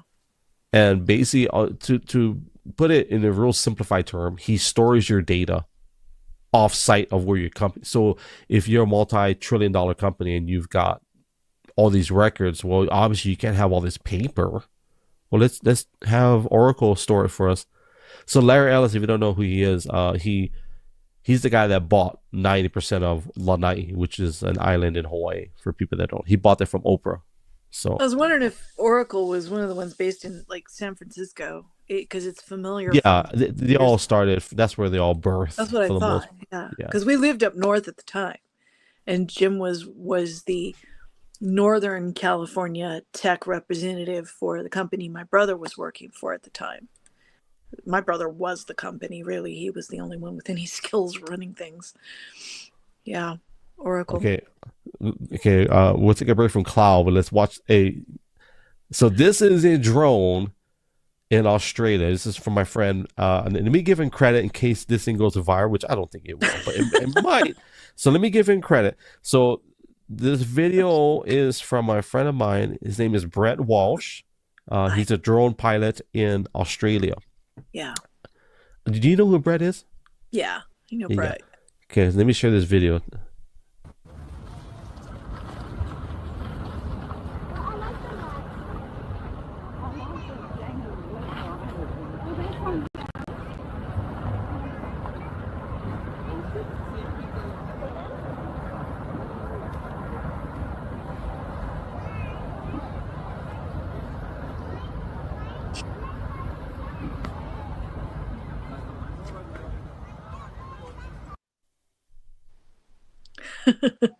So that's a drone, Yeah. as far as I'm concerned. It's the way I Oh didn't yeah. get more details from him, but we're in this DM group where we just share all kinds of stuff There like are that. amazing displays in lieu of fireworks now that are done with multiple drones that I it just blows my mind. Okay, so let's take the streamers off of that thing. Okay, take off the fancy tentacles. Let's take off all the rainbow colors. Let's just make it white or silver, Yeah. and then let's have it hang out in the sky for a few hours. Yeah. So here's a couple of scenarios. I think it could be. Hey, Leanne, good to see you, Leanne, out there in Twitter. On Twitter, so all of my drone friends, all of my Periscope refugees, they don't call it Twitter, they call it Twixter because they tricked you. Twixter, But yeah. That's funny. um, what was I talking about again? The drones, the big ones. What was I going to say? Take the tentacles off. Yeah. So one of the theories is that some of these drones are legit government agencies looking for something. Could be. One of the conspiracies is that they're looking for radiation evidence of maybe a warhead or some. They're looking for Oh nuclear. yeah. So whether that's I true or mean, not, on a more local basis, I know that some county or city agencies have been using them to look for code violations on people's property, like a backyard, that kind of thing. well, I they're don't not know going to do what that at region, night. but If they do that at night, they're just evil people. They're evil city inspectors. But I with my so recent experience, I won't disagree. so the most expensive drone I've ever owned was maybe like maybe $2,200, 2,500. They have these other drones you can buy from DJI, which is it starts at like 3,500, I think. And with this option, you actually I think it's more, but you can choose your camera. You can choose infrared, not with a night scope, so you can see things at night. And so whether these drones are looking for nuclear what's the word, nuclear, I don't even know the word they were looking for, but Yeah. nuclear whatever. One of the guys I was watching, he said that's probably not what's happening because it's too far. In order for them to get a radiation signature, they have to be a lot closer. They can't just be up in the sky. So I will say though, somebody's not telling the truth. Going back to politics, somebody's not saying something. I think we can all agree to that. Somebody's not telling the truth. Yeah. Yeah. I mean, you know how what I'm going to say about the government. We're Well, both indigenous. it could be the government, or it could even be some company that's running these tests later. Who knows? It could be like, who could it be, right? I know what it is. What for the video we just saw, that's one example of what it is or what it could be. Yeah. For people that are on Spotify, Apple Podcasts, the video I showed was basically it was a drone type UAV, I think they call them, unmanned aerial vehicle, but it looked like a, I don't know, what did it look like, an octopus or Like a a squid, squid. like a Or squid. yeah, kind of like or actually to me it looks like a jellyfish. That's what I was trying to think of. Yeah. It's like a Oh jellyfish. yeah, jellyfish. Yeah. Yeah, tentacles. Which not the first time we've seen that. And if you were to look at high altitude phenomenon, there's sprites they call them that look a lot like that too. Sprite. What, like the drink Sprite? What kind of Sprite? Sprite is what they call this phenomenon, but it's named after like fairies, sprites, fairies, that kind of thing. So I forget which ones are which, but sprites is one of the phenomenon, and it's lights like you have the aurora borealis, northern Oh lights, yeah, yeah, like yeah. that, but at very high altitudes. So you would never see it from down here, but very high flying jets sometimes witness these phenomenon, and they look kind of like that, like a squid with tentacles, or a jellyfish, that kind of thing. So what do you think these drones are? I like I said, I'm like waiting for the dust to settle and see what other people think. I don't know. I think there's a combination of things going on. Could it be something that's high up government? Maybe, maybe. Locally, I know, that, like I said, the power company uses it to check on things. That's daytime only, though. So what's going on at night? Don't know. If law enforcement agencies using, or to hunt for some kind of criminal, cool, go ahead. If local government is trying to look for violations in people's yards, you got bigger fish to fry than somebody who has junk in their backyard or something. Go deal with the homeless problem over here, please. And I don't say that with any malice. I've been homeless. I can talk, but I wasn't engaging in criminal activity when I was homeless. I was trying to get my life together. So when we've got a criminal activity problem, and it's people who willfully want to maintain their status like that, that's a problem. And I've seen it. That's not everybody, but that's what I have seen both here and in Northern California. When there's services set up to help you get off the street, get cleaned up, get a job, establish yourself, and you say, no, I'm good over here. So are you saying that the drones are homeless aliens that don't have a job? Yes. That's what we're talking about. Figured it out. About drones. I went on a whole another chapter in another book in another land, and I'm talking about drones and tell us about homelessness, don't have a job, don't want to work. So you're saying they're aliens that don't have a job and don't want to work? Is that what you're saying? And they look like jellyfish. They look like jellyfish. We figured it out. Well, this is what I think they are. I think potentially, I think the truth of it all, what I believe, and here's the thing with truth, there's always variations of it that people try to latch onto for personal gain or to be deceptive. The truth, what I believe is, these things that people are seeing, maybe not all of them, but the core, maybe the origins or the people that are giving written testimony, like government officials saying, I saw this and this is real. I think what they're seeing is real in terms of the events. What I believe that they're seeing, though, is it's not aliens. I think they're seeing, we're going to get deep on this. They are seeing spiritual entities of spiritual warfare between angelic forces and demonic forces. That's what I believe they're seeing. And here's the reason why. For anybody that's a Christian, you believe in the Word of God. You believe in the Bible. Let's say you only believe in the Bible and you're a Christian. You don't believe any other source for truth. There is nothing in the Bible that says that God created aliens. I'll say this again. Is there anything that says that he didn't? Yep. And I'll prove it. Okay. We struggle as humans to believe that, like, the common thought process, why would God create all these planets? Why would he do all of that and just make us the only intelligent beings? That's a common question. I get it. Here's what I'll say to that.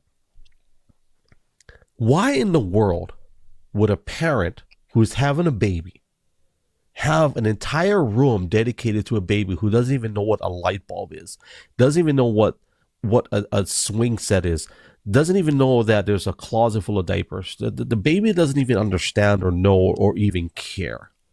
Why would this parent buy a 5-bedroom home in the Hamptons, have a Ferrari, a SUV, whatever? They have all these things to create this lifestyle for this baby. Why would they put away $100,000 for college education for this brand new baby? It has no idea. Why would they do that? Why would they buy all these? Why do we have different color clothing? Like, you have a black shirt with white logo. Why do I have one in green? Why is that even necessary? And I look at it as a parent, because I love my kid. I'm going to give my kids everything. And so when I look at a creator and a God who created us, there's 2 scriptures, and I'm not going to give the reference. If you guys want to fact check me, I'll give you an assignment. There is a scripture in the book of Joshua. I'm not going to give you the chapter. You guys can look it up on your own. Where God literally stopped the planetary movements just so Joshua could have a longer battle to complete what God gave him to do. I remember that one. So here's a question. If God created aliens, don't you think that would be disrespectful to the aliens? Like, oh, the aliens, wait, what are you doing, God? Like, wait, why are you stopping this planetary motion? Like, why are you stopping the universe for this one guy, God? I can throw a ton of scriptures out there to support what I'm saying. So if you're a Christian, you read the Word of God, and you believe only in the Bible, I'm going to challenge you to read that and say, you know what, maybe aliens. And I'm not saying there isn't. I'm not going to say because I'm not God. However, my Bible says things that prove that God loves us so much that he did all of this for us. And even in the book of Genesis, it says that when he created the planet's job, you guys can fact check me, was to shine upon us to reflect his glory. So the people that are saying it doesn't make sense, of course it doesn't make sense. It's the same thing with the child. Like my first daughter, like it made no sense that we had 2 years worth of diapers in the closet. That makes no sense at all to a baby. But we did it because we loved her. So that's my long-winded theory on what these guys. I think they are seeing angelic forces in spiritual battle. Maybe. But the other thing I believe that they're seeing is that let's pretend we're demons, right? I'm not saying you're a demon. I have to say, let's pretend. Not the first time I've been called that, though. If we're demons, let's pretend for a moment. You know what? I'm going to mess with these people. These are the people that God created. Let's mess with them for a little bit. Let's just blow their minds. I'm going to blow their minds, right? And I'm a demon. I'm like, I'd be like, hey Ricky, come. Hey Ricky, let's go fly around New York City for a couple of minutes. Yeah, let's put on our shiny jackets. Let's just go mess with them for a minute. And before people start like Bible thumping me and say that's not possible. Well, first of all, in every scripture in the Bible that makes any reference to any angel, and that's not about demons, just angels, every single encounter was fearful, in awe.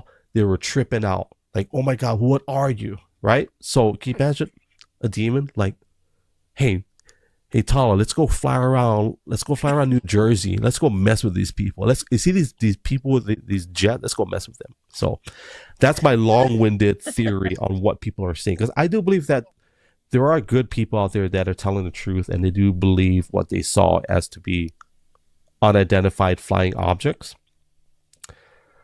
I just don't know if that they're aliens. I don't believe they're aliens. The way I look at it is this, to use the reference of, parent and child, there are things that are outside the scope of your child's understanding and knowledge they don't need to know about yet. So I'm open-minded to the idea that there may be something else out there that I don't know about. It's just not for me to know. So I'll go with that, but I will get pushed back to the Joshua. I'm so tempted to give it a chapter, but in the book of Joshua, you guys can find it where God literally stopped the sun and the moon, right? So, I mean, if you're far enough away, you wouldn't care. Well, all of my scientist friends, Neil deGrasse Tyson, will say you can't just stop one planet and not affect the others. Yeah, true. So to push back on that, I'll say if that is true, that maybe I don't need to know, but when you look at it, like why? I mean, how insensitive would that be to the aliens on Mars? An all-powerful God, then he could keep it from affecting everything else. So this is what it all stems to. And it reverts back to what I talked about with LGBTQ, with the transgender and the AI discussion. If I keep looking outside of this planet that God gave me to take care of, if I spend my entire life and well-being and who I am just to find out if there's actual aliens, I've totally neglected my duties as someone who was placed on this earth to steward it well. I am most curious about what's on this planet because this is where I am. And yeah, I'm totally fine. Hey, if you want to learn about it, that's great. But I think there's a lot of things that we focus on that are distracting to our calling in life. Yeah. And it's so ironic that Elon, as amazing as he is, he wants to, interplanetary species us, right? And then he's the very guy that's saying that we are on the verge of population collapse. Right. And I We find should it we very should be interesting. fixing this first. Yeah. Well, he's given the solution. It's just have more babies, right? Yeah. But that's not the actual solution. The actual solution is to, um, for us, obviously, if you've gotten a nation of people that have gone away from God first and foremost, their values. What I took this one course where it was I forget what it's called, but it was like a man's course. Like I'm gonna be a man. But one of the courses, and that's where I got the sword from. Actually, I have a couple of swords, but they give you the sword after you finish this course. And I just took this class with a bunch of guys, like, and it was like a 6 week course. And one thing we learned is that less and less people are having children. Yeah. And this is not to like, this is not like passing judgment on any, because there are some people that are called to be in that sphere. But what I'm referencing to is the common agenda today, or the mindset is I'm gonna graduate college, graduate high school. I'm gonna go to college. After I graduate college, I'm gonna just party. I'm gonna get a job. I'm gonna travel the world. I'm gonna save some money, and then when I hit maybe my 30s or so, I'll settle down. Maybe mid 30s, kind of pushing it, and I'll start. I'll settle down and build a family. And start. That's Yeah. one aspect of it. The other one is, I don't want to have kids because I'm not good enough, or God forbid I create another Greg. Like, I'm fine, and that's fine. That's where people are at. The other thing is, there's even in our nation where the healthy family unit, it's not rewarded. Yeah. It's not. Yeah, I, that's a problem. I think they actually do more to separate what a healthy family unit should look like. Yeah. I would agree with that. And so, anyways, all that to me stems to the population Hmm. collapse. And I agree with him, because I fact checked him, right? Did we talk about this? The diapers? I think we have. The adult diapers. I don't think Oh, so. Prada. Check this. I'm gonna fact check this. Watch this. Oh boy. How many adult diaper sales are in the US? Okay. So adult diaper market is 5 billion. Okay. So the adult diaper market is expected to reach 8 billion. By 2030, it's going to approach 30 billion in adult diaper sales. Okay. What is the baby diaper industry sales?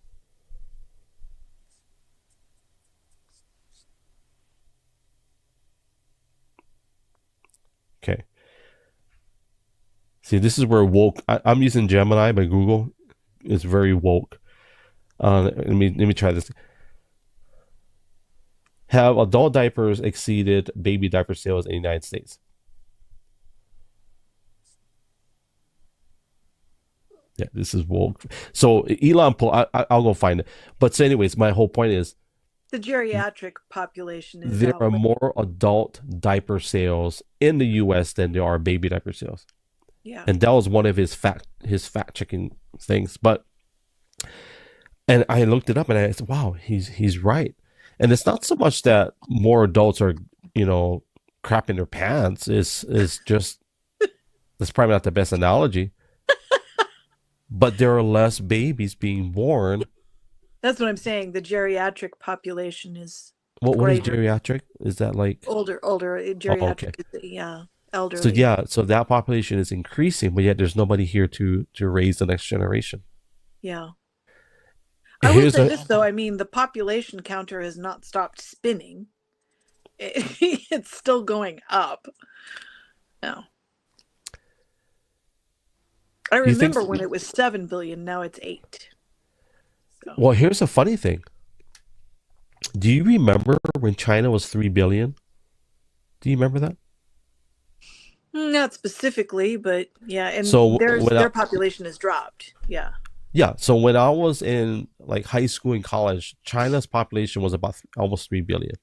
Okay. Yeah, well, I won't fact check myself. I might be wrong, so I don't want to be wrong. But India surpasses China in population, Mm. which is extremely strange. And so so for anybody, I'm part Chinese, so I can attest to this, and I can make fun of my own people. But in China, if you had a girl, you looked down upon. Yep. So what happened over, I don't know how many It's years this was, tragic. It's bad. because they're all about the bloodline, right? Yeah. So they had, and I think they lifted it, but they had a two-child, uh They finally had to lift it yeah, they because, had a two-child law or something like that for a very yeah. long time. And it was very strict. It's tragic how it was being handled. Yeah, and if you had a girl, basically you would, Yep. what was a nice way, you would genocide it, basically. Terminate. Terminate. Terminate. Yeah. That's why I say it was tragic how they were handling it. It's Yeah. heartbreaking. But now they're going, oops, maybe we should stop that because Well, Japan is similar too. Japan is there. They have a severe population crisis because of the demographics. Like, I think a lot of it too. Like, so for anybody that doesn't know Japanese culture, like a lot of Japanese culture, even to not as bad as today, like it was before, but extremely traditional. Like, if and I joke about it all the time, because in Hawaii you grew up around these cultures, but Japanese is like, I'm gonna do whatever mom and dad did or tell me to do. That's what I'm gonna do. Chinese, same thing. Like, you're gonna be in, and American Western culture is radically different. When you turn 18, get out of the house, go to college, and you're on your own. Whereas typically Asian cultures, Chinese, Japanese, those cultures tend to generationally stick close to each other. it's It's changed though. It it's like here, changing now yeah. because the, Well, the for lack of, economy. well, rebellion. For lack of it, there's a documentary. I forget the name of it, but basically it's rebellion. They don't want to do what mom and dad told them to do, and they want to live their own life, which is makes sense. Mm. But it really is rebellion, and Well, but I mean, here, more of the younger generation are actually staying at home longer. My niece is still living with my brother, and why it's do you been think that good is? for them, actually. It's been good because my brother would be alone otherwise, you know. Yeah. Okay, so that's a good case, and I'll give you an example. What I And see she's is, very responsible. She's not, she's helping support the household. So, yeah. it's funny you say that, because I see that now, but I think a lot of that is a lot of people can't afford. That's why I say it's the economy, But my brother made the comment to me one time when both the kids were still at home. It was like, and they're both adults at that point. He goes, the reason my kids are still with me is because I let them have their own life. I'm well, yeah, which in most cases was a good thing, but in some other areas, there were issues with one of them. So, The one thing I will say that's still, and it's not just, obviously not just America or United States, but there's a thriving, we all know that there's, what do you call those, senior homes or whatever, retirement communities. yeah, retirement communities and what they used to call convalescent homes. There's different levels of care. Yeah. A lot of it is because culturally it's acceptable to do that, right? In Hawaii, for example, Hawaii is kind of like a little pocket, but it's like, no, you're gonna live with us, or we're gonna live with you. We're gonna take care of into you. So Which there's we would that, have done with my grandmother, but her medical needs required more than what we were capable of providing. and No, that's extremely noble. But still, I'll tell you this: people, even with what you said, there's no doubt, no question, even in my mind, even if we're not able to do it, we're gonna do it. Like, yeah, that's just, I'm not saying that we're doing it, but my point is, the mentality is, no, nobody's taking care of your mom, and we're yeah, gonna we're gonna go broke, but you're gonna stay home. You're gonna, if you want to die at home, you're gonna die at home. yeah, That's the mentality, right? That's that generational effect, and it's not so much to make one better than the other, but that's like, no, nobody's taking care of you but yeah, me, yeah, right? And so I think in America they don't do that for whatever reason. I think part of it is systemic agenda based thing that I'll cover that in a second. But the other thing I will say is that, like, we don't have, like, in the Western mental, they don't have that that grandpa, uh, I want to say mentality, but like I think because of First Nations culture, like it's extremely important that my dad and my mother in law invest into my kids. That's Yeah. super important. They have to learn, and my parents have to be at a place where they want to just. I think that's our job as we get older. It's my job to deliver and drop all this before I die, because if I die with it, what's the point? Like, why would I hold all that in and have nobody to deliver that to? So I think with I don't know how we got on this topic, but I think how did we get there? But yeah, that whole I don't know. population collapse, That's yeah. This because is we how don't. we always end up somewhere else than where we started. Well, I think because well, actually, I got it back. So the population collapse. The whole idea of population collapse is that there's no strong family unit. Right. We don't value that. We don't value that. You know what? Maybe it is important that I have grandpa in the house. Like my dad is 70, whatever he is. He's 73. It's important that he lives with us Yeah.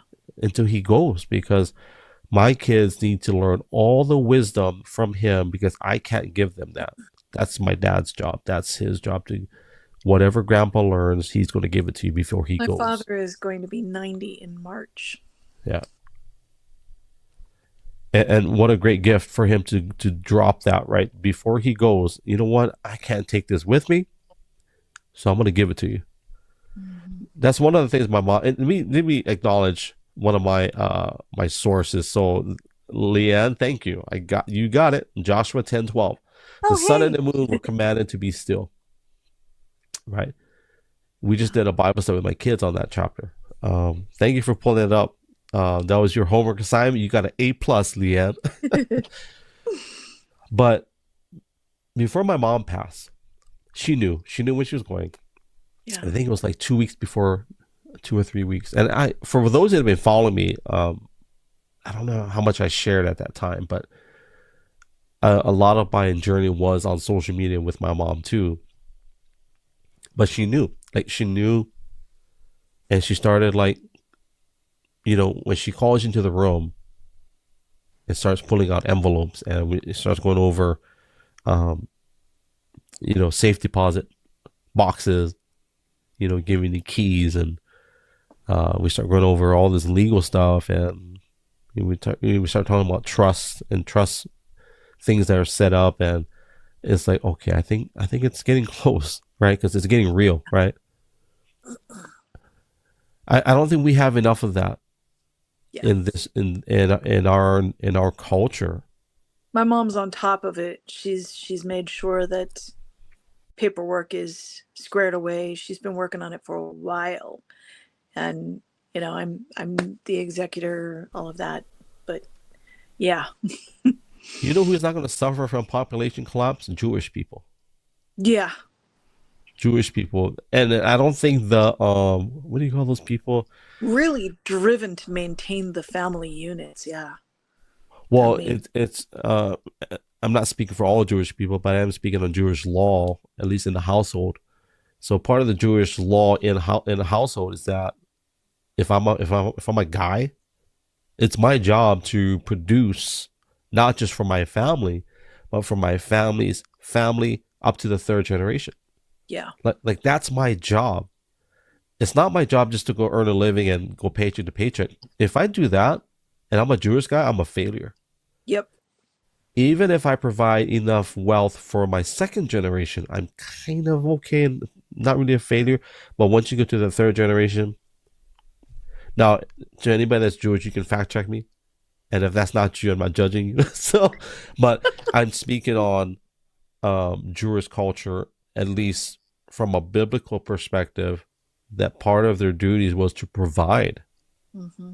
And I don't think we have that. We're not tooting horns or anything, but that's something me and my wife are very. We may not have, like I have like 30 shirts that I wear, and that's by choice. But I only wear like 5 of them. I have 30 pants, but I only have no, I only have like 12 jeans, but I only wear like three of them, three or four of them. Yeah. Um, and that's all by choice. And I think our desire really is for our kids, grandkids, great grandkids to where they don't have to struggle just to live. Hmm. And the whole population collapse it's far deeper than just losing population. I think it's Heritage, culture, culture. I mean, just connection. think about it. You and I have very strong roots in terms of our Yeah. culture and our people. Imagine if there was nobody to pass it on. I mean, Yeah. like what? Well, I mean, yeah, because with my health, I didn't have children, right? Right. So, and my niece and my nephew are my godchildren, um, but my niece doesn't have that connection to the indigenous. It's Yeah. not who she is. So, it, what I learned from my elders basically ends with me, and For I know now, that. for now. I Yeah. mean, you're not dead yet. My God, Tyler, what the heck? So negative. What the heck? I got the wrong guest today. Who do I? What the? You know, Pa, you're not even 60 nobody yet. promised us tomorrow, Greg. Yeah, but Pa, what the heck? Here's what else. I'm trying to pull up the name. I listened to this podcast yesterday. Um, Powerful. It'll solidify what I was saying. Yeah. Um, there's a girl by the name of Nikki Stratton. Actually, Seems like I heard shook the her name. grandfather's hand. I actually did a live stream, and her grandfather was actually so he's one of the survivors for Harbor. Uh, So, anyway, she is a spokesperson for her grandfather. mm, She travels the world telling his story of all the things he did from 18 years old, surviving the Pearl Harbor attack, to becoming, serving multiple decades in the military. But she's a spokesperson, and she's a great storyteller. So, like, to what you said, like, yeah, I agree with you. But for now, like, right, because there has to be somebody for us to download into or to upload yeah. our. There has to be. It would Yeah. be such a disservice for us to not share it with somebody. I think the greatest example of that, and this is probably not the best example, maybe, but uh, Warren Buffett. Mm. People would disagree with this, but I totally agree with what Warren Buffett is doing. I'm not talking about ethics. I'm just talking about the mindset of it all. People are like, why are you giving your wealth to Bill Gates? It's like, Oh, wait, what? see, I don't even know about that, but okay. People don't understand the concept of it. It's not so much it's not about the money. It's not about the ethics or the corruption, whatever people want to believe. I get it, but I agree with the concept. Is that Yeah. if I got a kid, if I have let's say I have 10 kids, man, and maybe my firstborn kid, great, love him, super successful, but he has a drug problem. I am not going to leave him my wealth. Yeah, exactly. No, what? Now I got kid number 7. He's like, he's a responsible one. He started multiple businesses. He's not extremely wealthy like dad or whatever, but he's proven that he can steward it well. Yeah. That's what I believe Warren Buffett when it comes to signing off everything to Bill Gates. And that is the disparate I'll use a word that is the situation that between my godchildren, one of them is and the other one is still at home and very responsible and has a better credit score than I do. There's a big difference between the two kids. Yeah. Can we go So back to can we go back to Trump? So we're talking about passing things on. Who do you think Trump is going to pass the torch to when he's done? as far as presidency, like who he would promote, Well, we can say presidency, we can say leadership, we can say lead in the country, whatever. Who do you think is the best candidate for him to pass the torch to? you know what? That's a really hard question to answer because we haven't seen this term yet. You know what I mean? Like, we get a better sense of that going through. Like, look at the last time he was in. I mean, everybody was excited about Pence. My friend who has been in Indiana for years was like, woohoo, my governor. And then, you I know, wasn't excited about him. I don't know who but I a lot of wasn't. people were. Mm. So we don't know. Did you see the fly that landed on his head? Yes, everybody saw that. Do you know what But, that's in reference to? well, Say it. Say it. Do you know what? It's okay. It's okay if you don't. But do you know what that's in reference to? I'm well, gonna see if you flies are know not this. usually a sign of anything good. Let's see if you're on the same Curious wavelength. to see what you say. No, no, no, no. If you don't know, it's okay. But I want to. For anybody that doesn't know, it's about to get good. I'll I give you want a to hear hint. what you say. Alex Jones. I'll connect another dot. Oh. I'll give you another hint. Alex Jones, Hillary Clinton, Obama. Does it ring a See, bell? I mean, I never got that much into politics back in those days. You know what I mean? So, like, Okay. there's a lot of these people So that I don't know that much about them. this is total sidebar. So Mike Pence had a fly land on his head, and then Yeah. everyone's like, "There, you see it? You see it? You see it?" And so I had to go fact check that. I mean, what does that mean? And family, if you're a Mike Pence family, I'm not trying to offend you, but I'm just citing what I saw, and I just found it interesting. Even though Alex Jones is being sued, he has to pay $1 billion back to all those families. I know that's another psyop, but what Alex Jones said was, he said Hillary Clinton is a demon, Obama is a demon. I was like, what in the world are you talking about? I mean, they're human, but okay. No, no, no, no, no, no. Hold on. He says, but look, every demon in history has had flies around them, and sure enough, I'm watching these videos and there's flies landing on them. And Obama even killed a fly. I don't know if you ever saw that video where did you see that video where Obama killed a fly? He caught it. He caught the fly, killed it. I was like, wow. Wow. And of course, what happens to Mike Pence? There's a fly that lands on his head. I'm like, oh my gosh. Everyone saw that. I mean, nobody could get past it.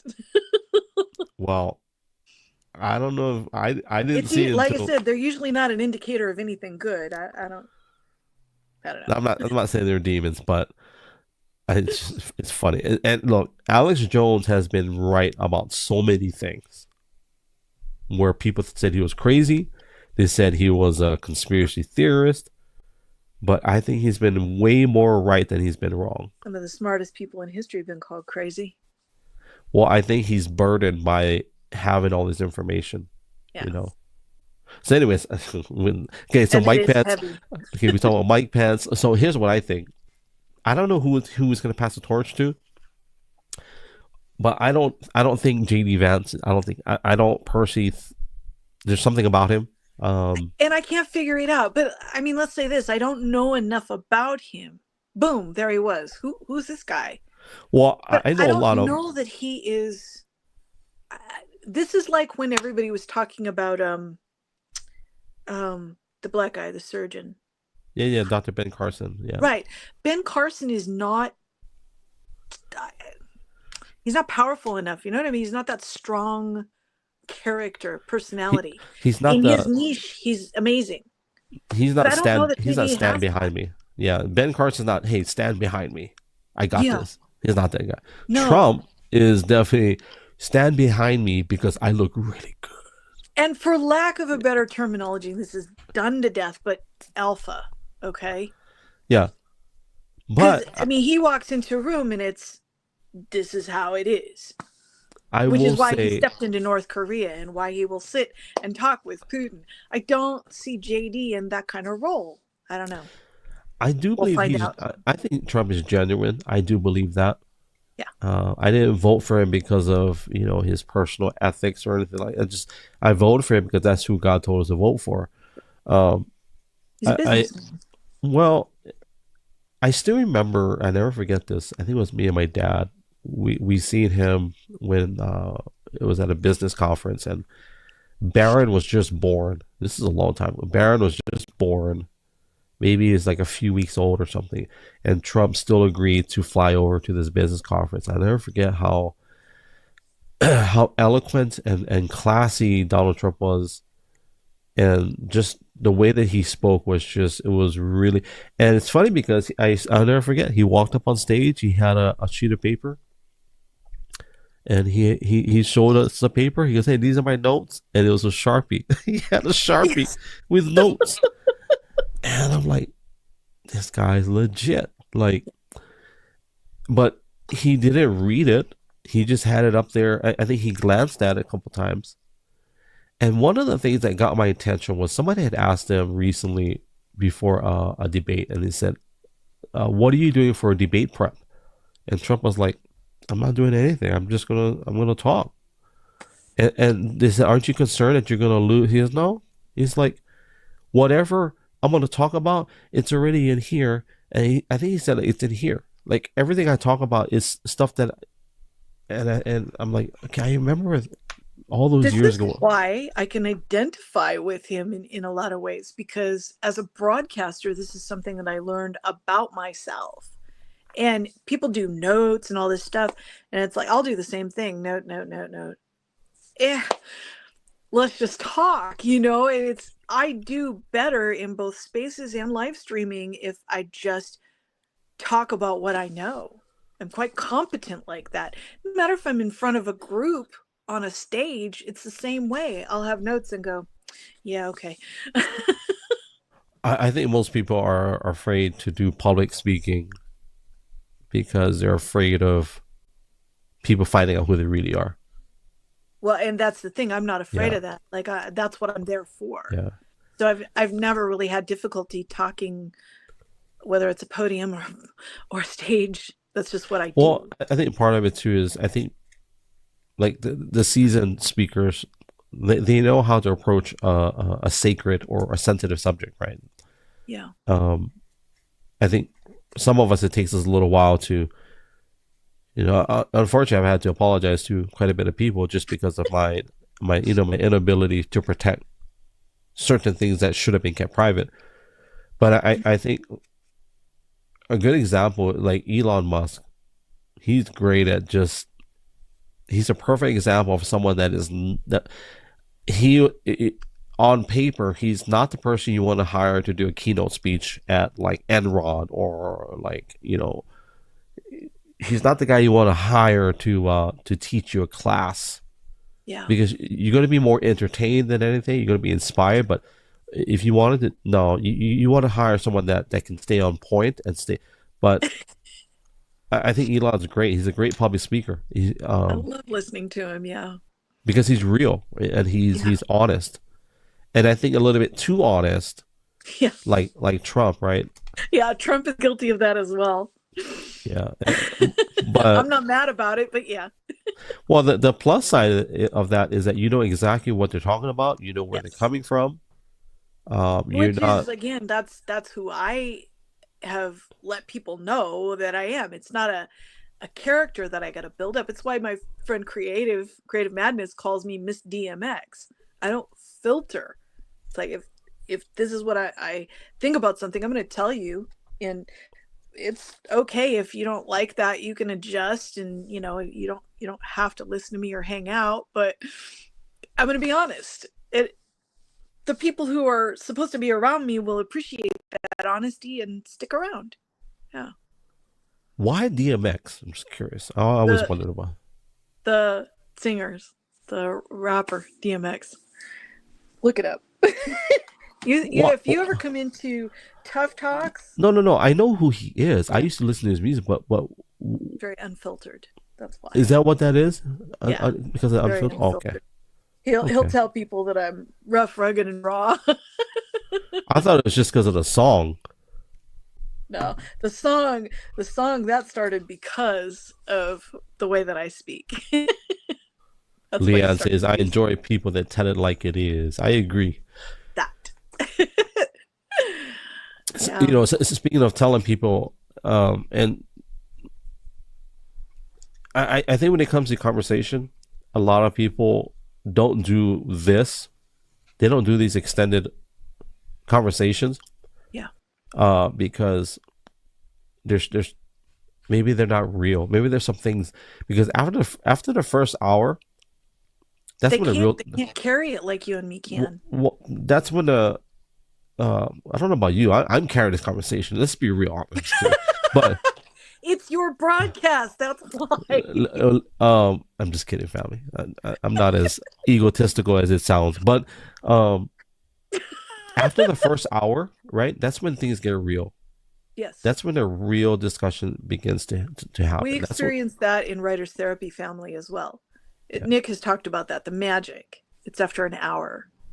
Yeah. The other thing I had with my wife in the other podcast was that I said, we were talking about public speaking. I think it was Kevin Zabel's Zabel. How do I say his name? Let me look. How you say it? I think it's either Sabo or Zabo. It's kind of a cross between the S and Z, I think. I think it's more exotic when you say Sazabo. You're adding a vowel. Listen,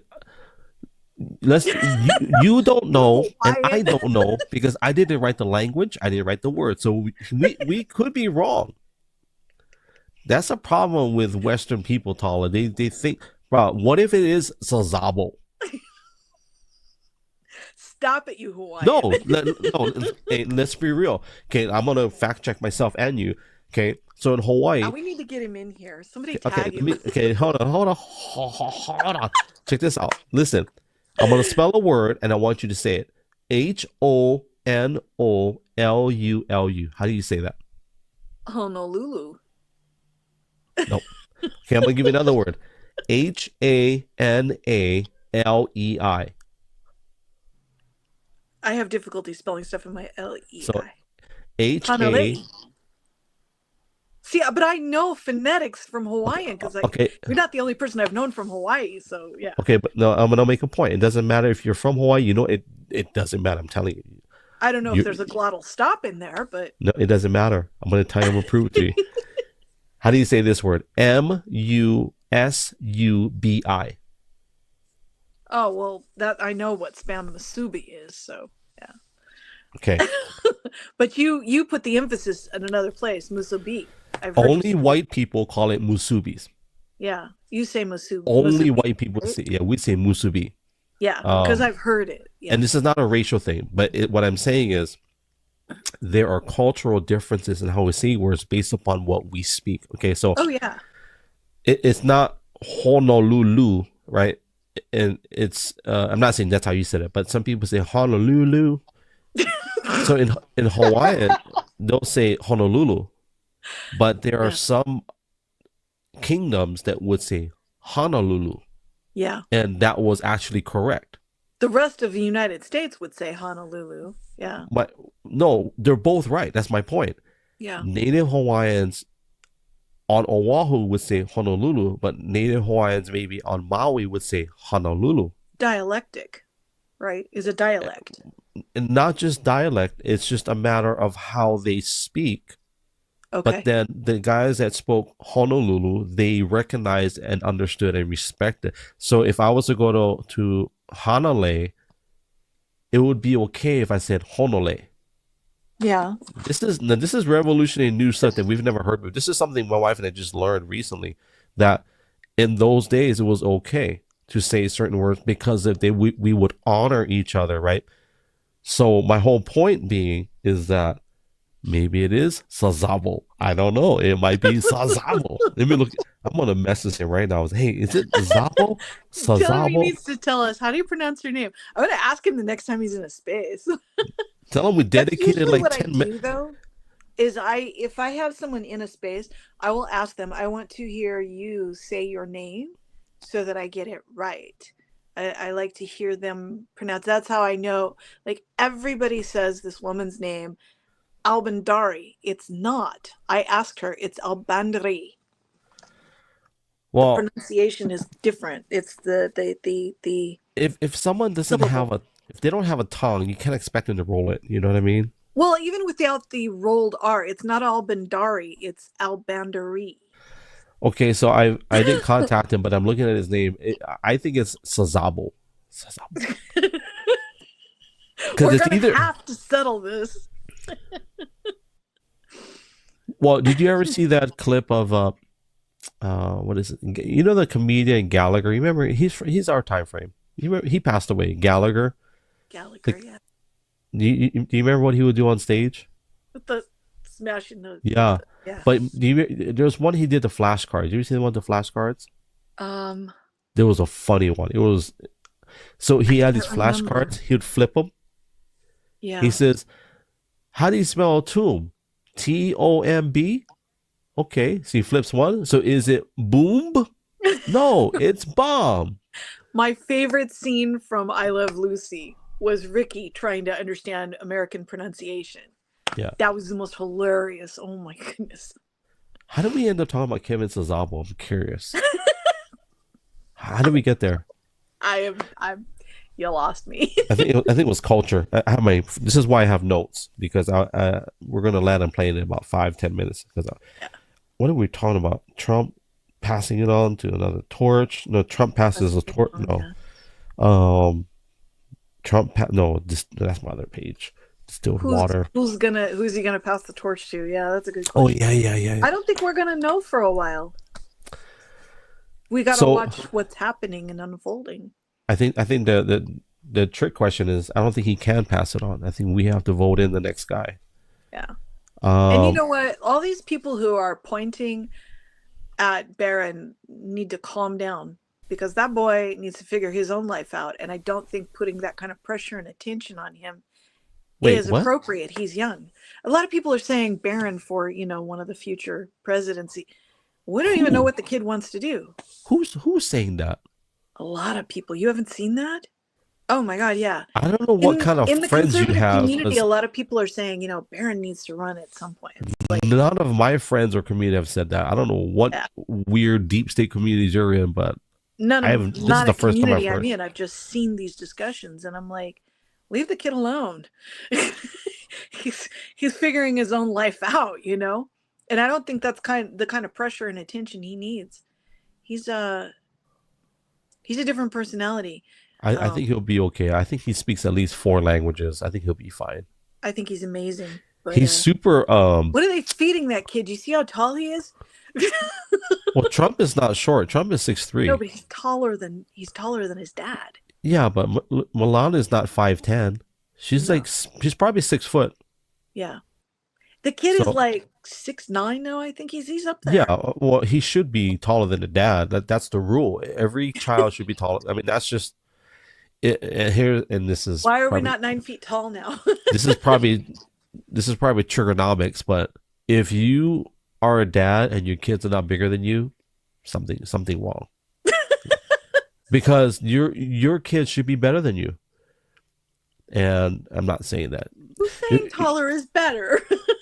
Well, so California, they got that TV show, the Big Dad. He had his sons, Paul. I think his name was Paul. I think it I was haven't had Paulie. TV in 15 years. I have no idea. Well, the show has been on. Like the last time it was on was 20 years ago, so you should remember this show. Um, it wasn't American. Was it American Choppers? Oh, I think we used to watch I that. think it was. Yeah, I'm in the cast of American Choppers. that's a while Yeah, ago. yeah. So I yeah, was see, very ill in that time frame that too. was like 20 years ago. So American Choppers. So Paul Senior, right? Paul Mhm. Senior, Paul Junior, and then Michael. I guess Michael's his. I don't know if that was his son. Yeah, I think that was his son too. I think so. So anyway, my point being, very dynamic father, right? But he was bigger than his boys, and he showed it too. He was super alpha, even over his own. So, anyways, yeah, I think it's good that Baron is taller than he should be, right? And He he looks should so be. much like his dad did when he was younger. He looks a lot like Trump did when he was younger. It's amazing. Yeah, and you know, I think he looks. He's a handsome young Yeah. guy, and I think he He, definitely carries Melania. He carries the Melania genes, that's for sure, yep. because he's very That one, it reserved. was a profile of him and the Greek statue profile. It looks so much like. I was like, wow, yeah, that's some amazing genetics there. It's very rare to hear audio of him, but there's this one audio clip where he met Dana White. I think Oh, it was and he said just in that short 2-second audio clip is like he shook his hand and he goes, "It's so nice to meet you." It's very nice, like I just haven't heard that. his voice yet. Yeah, and you hear that. Wow, he's very respectful. Like, Yeah. and I'm sure he said more than that, but I think that's what I heard. Like, I'm so glad, or he's something like, it's a pleasure to meet you. Like, He's nobody's cultured. nobody says that. Nobody says that. Yeah, he's very cultured, which is awesome. Yeah. But okay, here's what I'll say. I don't think JD Vance. So I'll tell you what I see in him, and this is just as a father speaking, as someone that's in. We're all in public eye. I don't care if you do social media or not. But Yeah. when JD Vance went on a podcast with Joe Rogan, dropping f bombs after f bombs, I get it. If you there's nothing wrong. Okay, I take it back. For me, yeah, I don't swear. Like, but if you are a public figure and you're loose in your language about like that, Yeah. uh, and I'm not judging him, but I am. I kind of am in an area of leadership. We're allowed. Well, if you think it's okay to drop f bombs in a podcast, why don't you drop f bombs at a press conference in front of a bunch of children? What's the difference? That's how Yeah. I look at it. That for me, right? It's like what's Why is okay it for, situational? Yeah. and so, and just that alone, it showed me that there's a little bit of things that need to be worked on.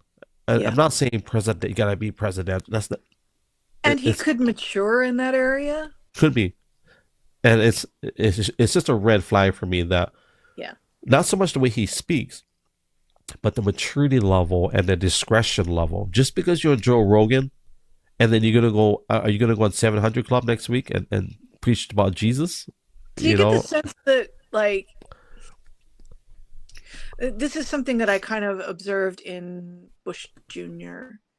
He's kind of trying to be a cowboy image. He's kind of putting on the, I don't know, which appeals to certain people. And I get it. And I have no problem with that if that's who you really are. But is it who you really are? you talking That's about what I want to know. you talking about the last Bush president? You mean Bush Yeah. Jr.? Yeah. I don't. I think. Here's what I think. He's funny. I like him. The Yeah. fact that he caught the shoe and threw it back at the guy. How many presidents can say that they've been attacked and they caught the projectile and threw it back at the aggressor? Yeah. Okay, I take it back. He threw But it you know back. what I mean about the cowboy demeanor, though? I mean, and with him, it did seem very genuine. But on JD, I'm not sure. You I know, don't know. I really don't know. I we got 4 years to watch him. That's what I'll say. Yeah. I think of all the candidates, if I know this sounds shallow, but I think Bobby Kennedy Jr. I think he would be a great if I know this sounds shallow, but nobody can get serious behind that voice. I don't mean insensitive. It's hard to be like to rally behind someone that has, and then unfortunately he had that surgery. So I'm not saying that he's any less of a person, but it's hard. You gotta have. Put it this way: if I had a high screechy voice, like, "Hey guys, can you come listen to my podcast?" Nobody would listen, right? Yeah. Unless my name is Mike Tyson and I knocked out people for a living. But See, to even me, Mike, it's, I mean, I know that he has a medical condition, and so it doesn't neither here nor there to me. But there are people who judge. Yeah. well, word, and I think we'll close it with this, but words have value, right? And as a matter of fact, we just did a devotion with my kids about when I speak words, they should convey truth, Yeah. right? It should. If daddy speaks, or if you say, "Okay, dad, I'll do this," it should be truth. Hmm. And it's not just the words in itself, but it's the tone and the value of the depth, the bass, the treble, the clarity, the mid range of the voice. There's a reason why Sean Connery is so successful. It wasn't because he had the best scripts. He has some terrible movies. Commanding voice. The voice was very The other one, jeez, names James today. Earl Jones. Yes, James Earl you Jones. knew where I was Yeah. going, because that's the voice. Yeah, he did that. This is CNN off the cuff, and was never able to duplicate it, but they got it on audio. Yeah. TNT. I would He was listen. like, "You mean like this?" And there it was. Yeah. I'm glad I read that correctly because I, Was it I thick? But glanced I at it couldn't see it. and I didn't see the so I almost thought, hey, did he just call me a name? I would listen no matter. I thought it was a Hitch. different word. I was like, well, Hitch with a okay. P. Okay then. Let's edit that part out. TNT. I know you have TNT and Dynamite, Oh, but here's what I'll add to that. I'll shut up after this. But I will say that um, even in the area, my wife was telling me because we watch old videos of like, family videos, and she's like, "Honey, your voice was really high, and you sounded so excited." I said, "Yeah, I don't know, honey. I don't know what happened. Like, I don't know. I think as you get older, your vocal cords, they stretch a little bit, and the timbre changes. But then there are some people that get that at a young age. Like my kid, my Gideon, mm-hmm. he's got a beautiful voice. Mm-hmm. He's got that rasp that just sounds amazing. I love it, and I think like even women that are public speakers,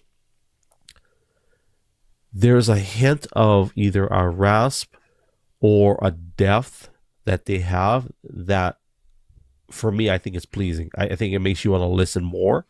Yeah. It's the ones that are higher pitched and kind of screechy a little bit. You kind of like tend to, I'll probably stop listening now.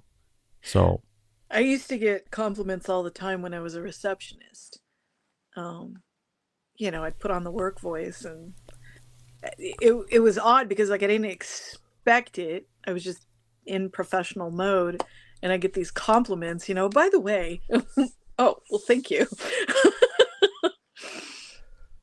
TNT said, haha, that would have been a bit odd. Here's what I thought you would have said.